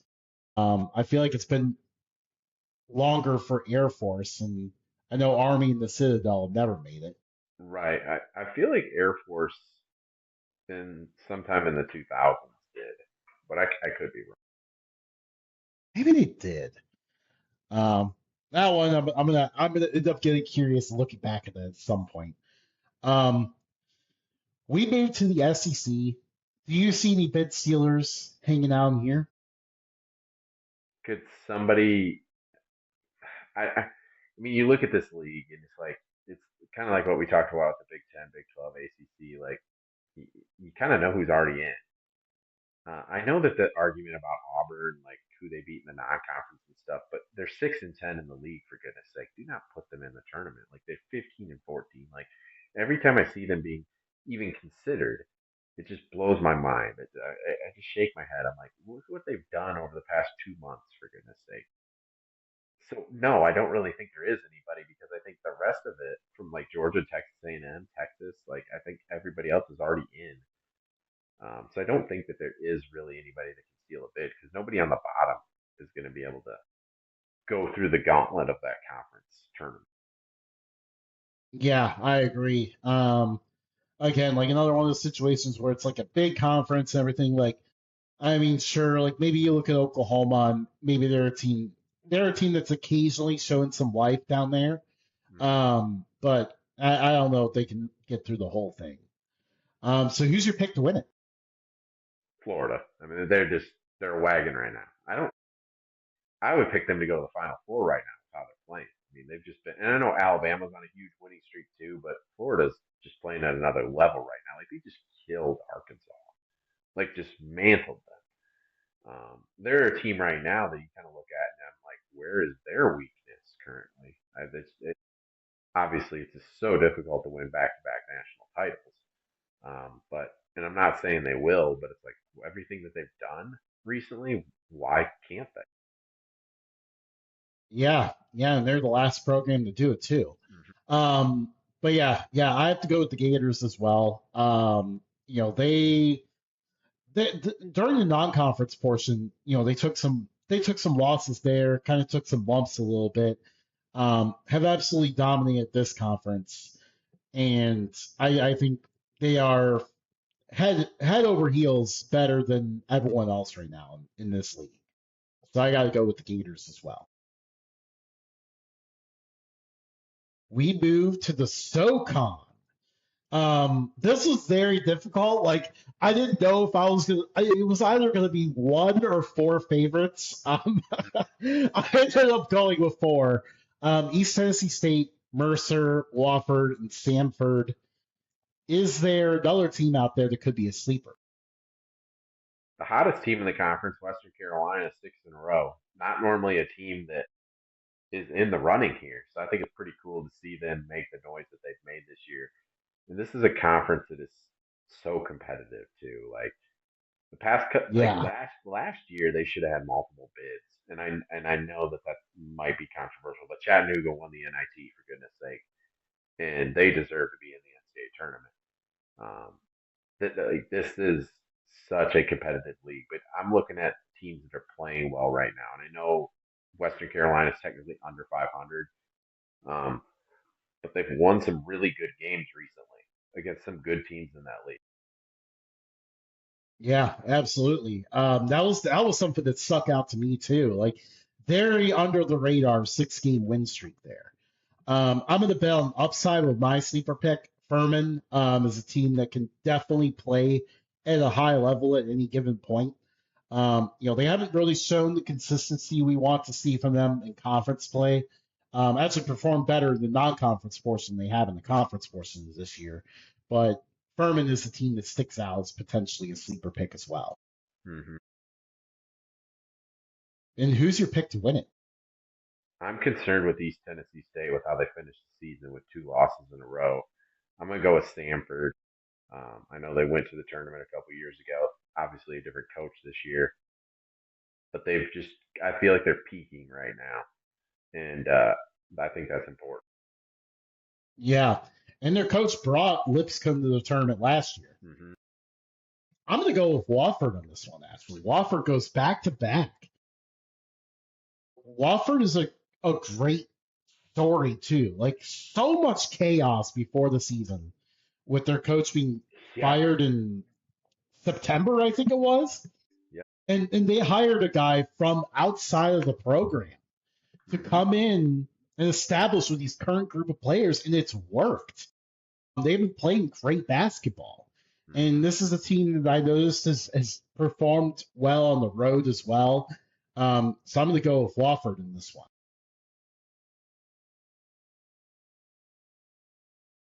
Now, this conference has been, we talked about this one earlier this year too, the Southland. Very fun and exciting conference. Your favorites, there's a huge degree of separation. Stephen F. Austin and McNeese have been great all year. Who is maybe a potential sleeper hanging out in the midst, though? I know they lost tonight, but I'm gonna, or maybe they didn't lose tonight. I'd have to look. But New Orleans has played really, really well down the stretch, so I could see them making some noise, just because of how well they've played. UTRGV is another one who's played extremely well down the stretch as well. So I think those two in particular would be the ones that you'd look at and say, yeah, they could. Yeah, absolutely. UTRGV has been really like is a team that really finished very well down the stretch. You know, middle of the year, something just flipped the switch with that team, Mhm.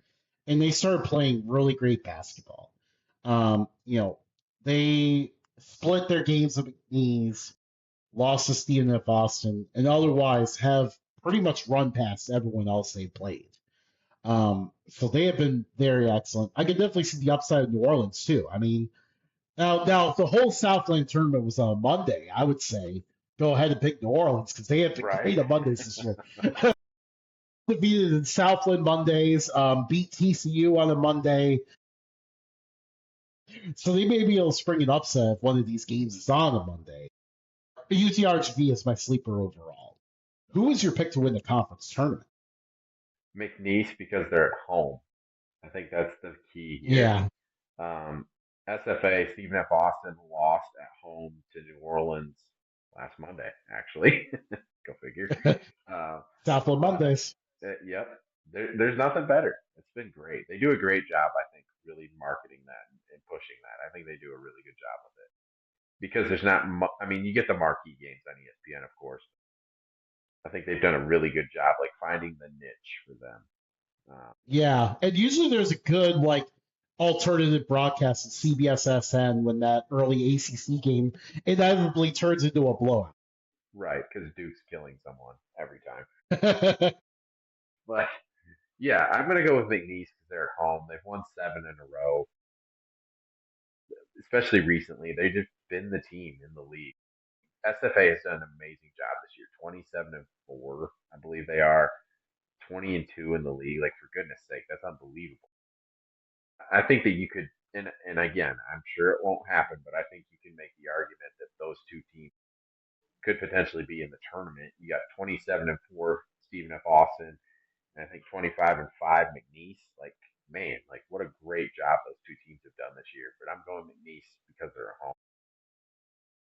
Yeah, both are really, really awesome teams. I wish we could see both of them in there. Two-bit Southland would be so much fun. Yeah, SFA, I love how their defense is. They're tenacious on that side of the ball.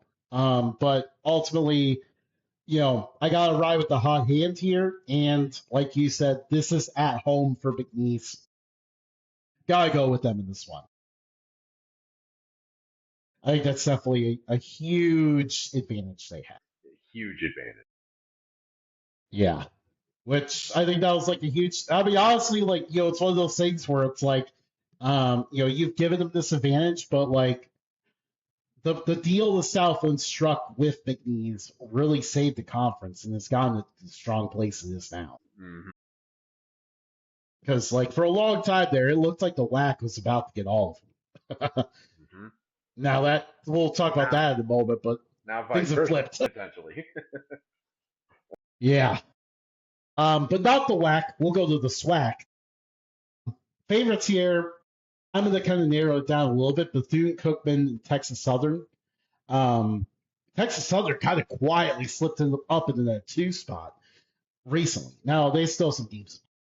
Who do you see as a sleeper here in that giant glob of teams that are hanging below those two? Right. I'm gonna say Alabama A&M, kind of underachieved in conference play, but they had a really for especially for SWAC standards, and I don't mean that as a slight. I really don't. But they had a really good non-conference where they beat beat some teams that the average fan probably wouldn't expect them to beat. So I think they're a team that can turn it on and get it going. A little concerned that they've lost a couple games down the stretch, but still, I think this is a team that has the pieces to get it done. Yeah, that was actually what gave me the pause on picking them. Very rare interconference move. Alabama A&M took Grambling's coach this past offseason. You don't see that very often. But I'm going to go with Southern as my sleeper pick. The Jaguars are always a program you got to look out for. And I think, they just lost to Bethune-Cookman on Saturday, I think it was, or maybe it was previous Saturday. They're all blending together. But I still think they're a very solid team. And who's your pick to win it? I'm going to say Texas Southern because of how they finished the season. You hardly ever see the one seed win the SWAC, and it's unfortunate because Bethune Cookman has had a good year. And I think that if they got in, that they could push the one seed that they play. But just something, Texas Southern has that pedigree of getting it done in this tournament. They've done it multiple times, and I could see them doing it. Yeah, just like Colgate, the Patriot League, Yep. Texas Southern is that bad dude that hangs over this conference. Usually, when you see a team like Bethune Cookman have a promising year, here comes Texas Southern coming in and ended up taking it. Which I mean, that was my pick the moment because again, like their little stretch of wins here down the stretch kind of snuck up on me a little bit. Last time I saw like they were kind of towards the middle of the pack, and all of a sudden here they are, number Yep. two, and ready to spoil Bethune Cookman's party. Bethune Cookman would be a great story too. That would be their first tournament appearance. But yeah, I think Texas Southern is going to be the team now. We have we have four conferences left. We go to the Summit League. Our favorites here, North Dakota State, who's having an amazing year, and St. Thomas, who is eligible for the tournament for the first time. Who do you see as a potential sleeper here? I think we got some good candidates hanging out there. Yeah, I'm gonna go maybe a deep sleeper here in Denver. I believe they've defeated North Dakota State recently. Um, this just again, you look at this league; it's always so competitive, and I know that the top teams have kind of set themselves apart a little bit this year. But the middle of the pack has just been very, very competitive. And I know the bottom of this league is really bad this year, with Oral Roberts and Kansas City being very down in both cases. Oral Roberts has won three in a row though. Maybe they could make a run. That'd be probably far fetched because they would win the play in and then have to play North Dakota State. But you never know. But I'm gonna go Denver. Hey, Oral Roberts is the longest win streak in the conference right now. That's true. Yeah, I was cracking up because you said a deep sleeper, and then ended up with the same sleeper I had. I too, I too like Denver. Really, just a team that has turned it on right at the end of the year. I mean, there was those flashes early in the year. I would say actually you could probably award them the Colorado Cup if one existed because I think they beat both Colorado State and Northern Colorado, who also turned around to beat Colorado. So you could award Denver the Colorado Cup if that thing existed. But a really good team on offense. This would also be very exciting if they could get it done because Denver is one of those longtime members of the Never Made the Tournament Club. But again, like a very solid team, and I think they were the first team to beat North Dakota State, and I believe they did it on the road in hmm Fargo. hmm Um, but that's not to slight any of these other teams in the Summit League too, like Omaha or anyone like that, because this conference really started out with North Dakota State and St. Thomas really racing away from everyone else, and then kind of down the stretch here, we've kind of seen some other teams like Denver step up, and maybe that produces some chaos in this conference tournament. I don't think we'll get a repeat of Trace and Eaglestaff going for 51 points in the game, though. But who is your Probably pick to true. win I'm it? gonna I'm gonna say St. Thomas because I feel like it's their time. Obviously, it's their first year eligible. They've had some really, really good teams over the past couple years. And like I said, I just think it's their time. I think this is another league where you see a lot of times the one seed doesn't win because this is such a competitive league. I love the guard play St. Thomas has. Something Yeah. wrong with that. Yeah, I like that team a lot. I mean, it was hard to pick between the two. I've actually noticed a lot of people trending towards St. Thomas here, and I'm kind of seeing North Dakota State kind of hanging out there as a one seed. They've been playing great basketball pretty much all year, and now it feels like oddly enough they're a little bit under the radar. So I'm going to go with the Bison in this one. Corrected myself there. I almost let the S slip a little too much. Here we go. The Gauntlet, Yeah, Part 1, the Sun Belt. It's just a beautiful, chaotic league where, they have the format where basically it starts with the low seats playing and it just progressively goes higher until you get to the end. And the best part is they did this in a year. I mean, they did this last year too, but and I actually think they did this format in reaction to a couple years ago when James Madison was really good. Probably should have been an at-large team. hmm Fortunately, they won the conference tournament, but they probably looked at that and went, "Ooh, that was a little bit risky. Maybe we need to hmm change this up." I think that's how they got to this format in the first place. But this year, seven teams within a game of each other, a six-way tie for second, to where you have Arkansas State and Marshall with the same record, but Arkansas State has to play like three more games. Just pure chaos. The favorites, I'm just going to go with, some of the teams towards the top. Troy, Marshall, and Appalachian State. But I mean, this is anyone's game. Who do you see as who's sticking out as like your biggest sleeper? Louisiana's going to win 7 games in 7 days. I'm kidding. I'm kidding. If anybody Grim! if anybody ever does that, that would be the greatest feat in the in the history of college athletics. Oh, it'd be so amazing. It would. It would be unbelievable. Um, I'm gonna say James Madison as a potential sleeper because they played well down the stretch.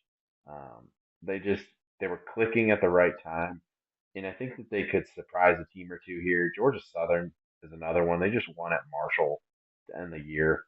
Um, with how athletic they are, I wouldn't want to Yeah, absolutely. And that's the crazy part about this league. Like, if there's going to be a year where someone um, you know, marches their way through the gauntlet. I think this is the year for it to happen, and those two are some great candidates there. James Madison was actually the team I was thinking about for a long time there, and then they lost to Coastal Carolina to finish out the year. That kind of brought my attention to the shots a little bit. I think Coastal Carolina could potentially be that sleeper team. I think the draw favors them too. play. It kind of didn't feel like they were the four team. They kind of just snuck in there and ended up the four seed. Um, but not only they only have to play one more game than the top two, but if they win, they're set to play Marshall, a team they've beaten twice. So I think that plays in their favor as well. And that's why I think they're going to win the Sun Belt. I really do Oh, because there we go. I think that their guard play is tremendous. They have two guards that they can give the ball to at any point, and those guys can go get a bucket. And when you have multiple guys that you can do that with in March in a conference like the Sun Belt, that sets you apart a little bit. And I know, like you said, they kind of snuck their way into the top four seeds a little bit. They flew under the radar this year. I mean, for them to be 19 and 12, I think is a little surprising to a lot of people. Getting that, I think that them playing an extra game ahead of Marshall, I think is very important because I mean we all know. I mean I'm coach player. Having that much time off between games is so difficult that like I understand why the conference does it, but I think it hurts them though too because it's like okay, you're gonna have Troy, who I think we kind of agree is probably the best team in the league, but you could debate it obviously with how close these teams have been. But like they're gonna have like over a week off between games, so it's like that's not like I get why the conference is doing it, but at the same time, like that's almost a hindrance to those teams too. Yeah, potentially. And you mentioned Troy. Last year, Troy was on that. I can't remember exactly which one, but they were on that 3-4 line and Hmm. ended up winning the conference tournament. The two teams that got a bye lost. Um, I do think Troy is the team with the highest upside. They showed that in the non-conference. Maybe one of the more dangerous teams if they can make the tournament. But I'm going to go with Appalachian State, another team in that 3-4 line. I really like the Mountaineers and what they have done. They lost to Texas State there on the road, but that has happened to a lot of Sun Belt teams this year. Texas State was very good at home, not so much on the road. So you take that loss. It is what it is. Appalachian State still got a 3, and I think that plays out really well for them. I think they win it. I love their big man, not just because his last name is Wilson like me, but because I like him. He looks huge on TV when you see him, and then he's 6'9", but Yeah. he looks like not a play on words here, but he looks like a mountain on the floor. Like he is just a massive man, and he's very good. Yeah. And the funny thing is, at one point, I saw a bracket projection show up that was absolutely diabolical. It had Appalachian State versus Michigan in the first round. Oh Um, no, I, I was I at that don't, game. I was at that game. man, you've seen some crazy upsets in That, person. that And was NIU over Notre Dame as well. yeah. That was a recruiting visit for me. Crazy. But needless to say, though, I think the Sun Belt's a little too good to put their team in the 16 line. I don't know Yeah, who put that projection out there, but it was very funny. there was no clickbait involved in that. I'm sure. None at all. None at all, I'm sure. Um, we go to the gauntlet part two. Um, Favorites, pretty obvious. This is usual for the West Coast Conference. Gonzaga and St. Mary's are the very clear favorites. On that 1 and 2 line there with the super bye, and I easily the two best. I mean, maybe not easily. I want to give Santa Clara some credit, but Gonzaga and St. Mary's have dominated this conference tournament for many years now. So they definitely stand apart as the favorites. Santa Clara will hopefully make the tournament as well. I Who do hope you so. look at as a potential? Yeah, they haven't made it since 1996. I really would love to see them make it. Get them in there, guys. Let's get it Hmm. happen. My sleeper definitely is Seattle U. Their guard play is great. When those guys are hitting their shots, this is a team that is hard to beat. And this has kind of been a slow build for them. Like they won the CBI a handful of years ago, and now that's their first year in the WCC, and they kind of struggled at the beginning because they made them play all the top teams right away. But at the same time, like this is a really good basketball team. They have 19 wins. They've won 3 in a row down the stretch. Trust me, nobody wants to play this team. Nobody. Yeah, and I think potentially maybe this is where going through the gauntlet might be an advantage. They get some time to get their shots down and then just continue to build up as they go through it. I don't think they're on the Gonzaga side of the bracket either, which could help. Mm-hmm. So definitely a team to watch there. Is the one I had my eyes on.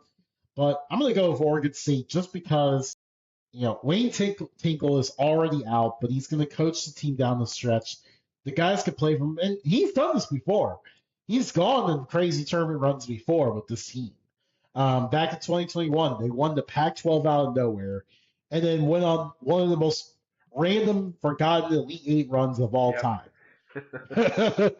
um, so I think it's possible. Like watch for that potentially to happen again. It's definitely not impossible.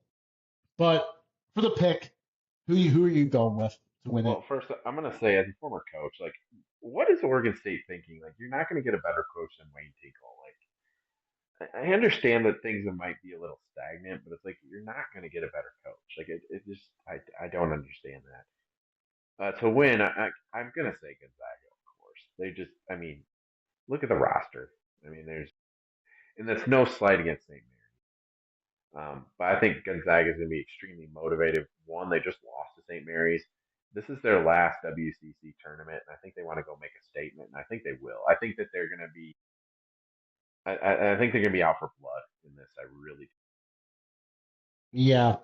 And again, like Gonzaga rarely does not win this conference tournament.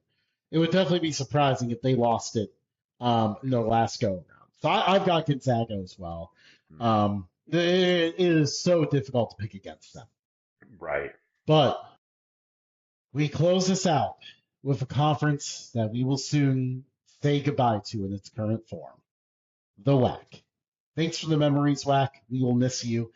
The favorites for this conference, I put Utah Valley, question mark, and Cal Baptist. Utah Valley gets the question mark because of that whole Ligo mumbo jumbo that stands out there.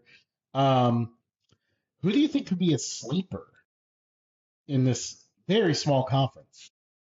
I mean, out of the not having the top two mentioned, Utah Tech can shoot it, so they can catch Yeah. fire. I think that that's a team that, like, if they're hot, you don't want to play them. But if I'm not going to say them, I'll say UT Arlington just because I love their coach and I like their guard play. So I'll say them. But man, Utah Tech, the way they can shoot the ball, holy smokes! You don't want to play them on a night when they're hit. Yeah, and it's been awesome to kind of see their rise because, Mm-hmm. they struggled for a few years there, and all of a sudden this year they are having an excellent year. It would be an awesome story if they won it. UT Arlington was a team that I had my eyes on for a lot of the year, but kind of struggling down the stretch a little bit. So Utah Tech is my sleeper there, but who's your pick to win it? Absolutely, Cal Baptist because of Dominique Daniels. Yeah, That kid is a special talent. He's the type of player that can get a team in March to do something special because he's an absolute bucket every time he steps on the floor. He's going to get 20 to 25 points every time he steps on the floor. I watched a game earlier this year. It might even have been against Utah Valley where he had like 40, 40, 47, 40. Yes, that, yeah, 47 points. yes. That kid is special, and he's little, but he just finds spots. And I don't know what his pro future looks like, but man, this kid is a bucket getter, and he's just one of those kids in March Madness that you could just see. If I put this tweet out there. I think it was after that game too. It was like in January or early February or something. I'm like, nobody wants to play this team because of that kid, because Yeah, he's just a guy that you just give the ball to, and as a coach, you just get out of the way because he just does special things. yeah. And in March, sometimes like we have a team that does that, where one kid just like can absolutely light it up and cause problems for a higher seed, and he definitely is the perfect candidate for that. You know, I was gonna say like in terms of someone that did it like in the regular season, I don't know if we've seen anyone do that since maybe Max Asmus or Oral Roberts Mm-hmm. Mm-hmm. back in like 2021. I think that's the last time we really saw that. Last year, we saw a lot of teams where they hung in there, but then when it came down to the end, like a lot of the mid majors just could not get that shot to win the game. Cal Baptist wanted the problem. They know who they're going to, and they know if they could get him even a little of space, he will make it. This is So they're actually he's a my guy. pick. He's a guy that should be considered as an All American. And I'm not saying like first team All American because I understand he plays at Cal Baptist. But this is a kid who absolutely should be like third team All American because he is so good. Absolutely. I agree 100%. Like he is so under the radar. I'm glad that we're talking about him here because he is a tremendous player, and again, like just someone that is absolutely lethal at any given time. Yeah, Cal Baptist is my pick as well for the exact same reason. So we agree on this one to kind of close it out a little bit.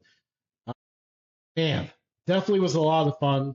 Went through, I can't remember how many conferences we have in college basketball now, 31 or 32.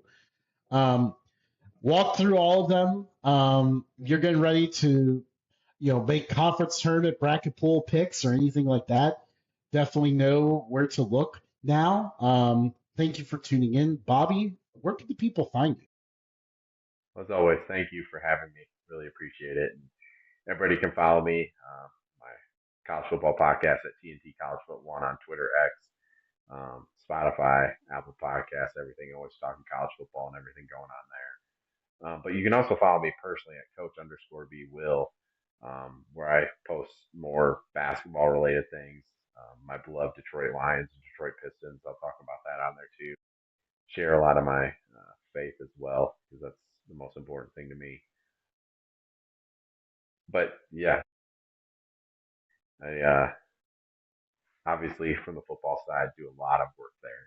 But I think as people could tell after us talking for a while here, basketball is important to me. Absolutely. Thank you for coming on and dropping your knowledge. Yeah, definitely was a fun show. And I was also stay tuned because we will be back at it again, breaking down. This is March Madness Part One, the conference tournaments. We'll be back again 2 weeks time, breaking down the NCAA tournament. Can't wait. Absolutely, can't wait. Be sure to follow us as well at Updog Sports Talk on all social media platforms. We are also on YouTube, and we have made a greater emphasis of the podcast portion. So episodes will be coming out very routinely and on time on Spotify, Apple Podcasts, everything like that. You'll even see this episode airing on those platforms at the same time as it goes live on YouTube. So that is very exciting and exciting upgrade for us here. So be sure to like and subscribe. I think on Apple you even can leave a rating, so please leave us a 5-star rating. We would greatly appreciate it. Continue to talk about college sports in every single facet, every single team that's out there. Thank you, everyone, and have a wonderful time. Enjoy March.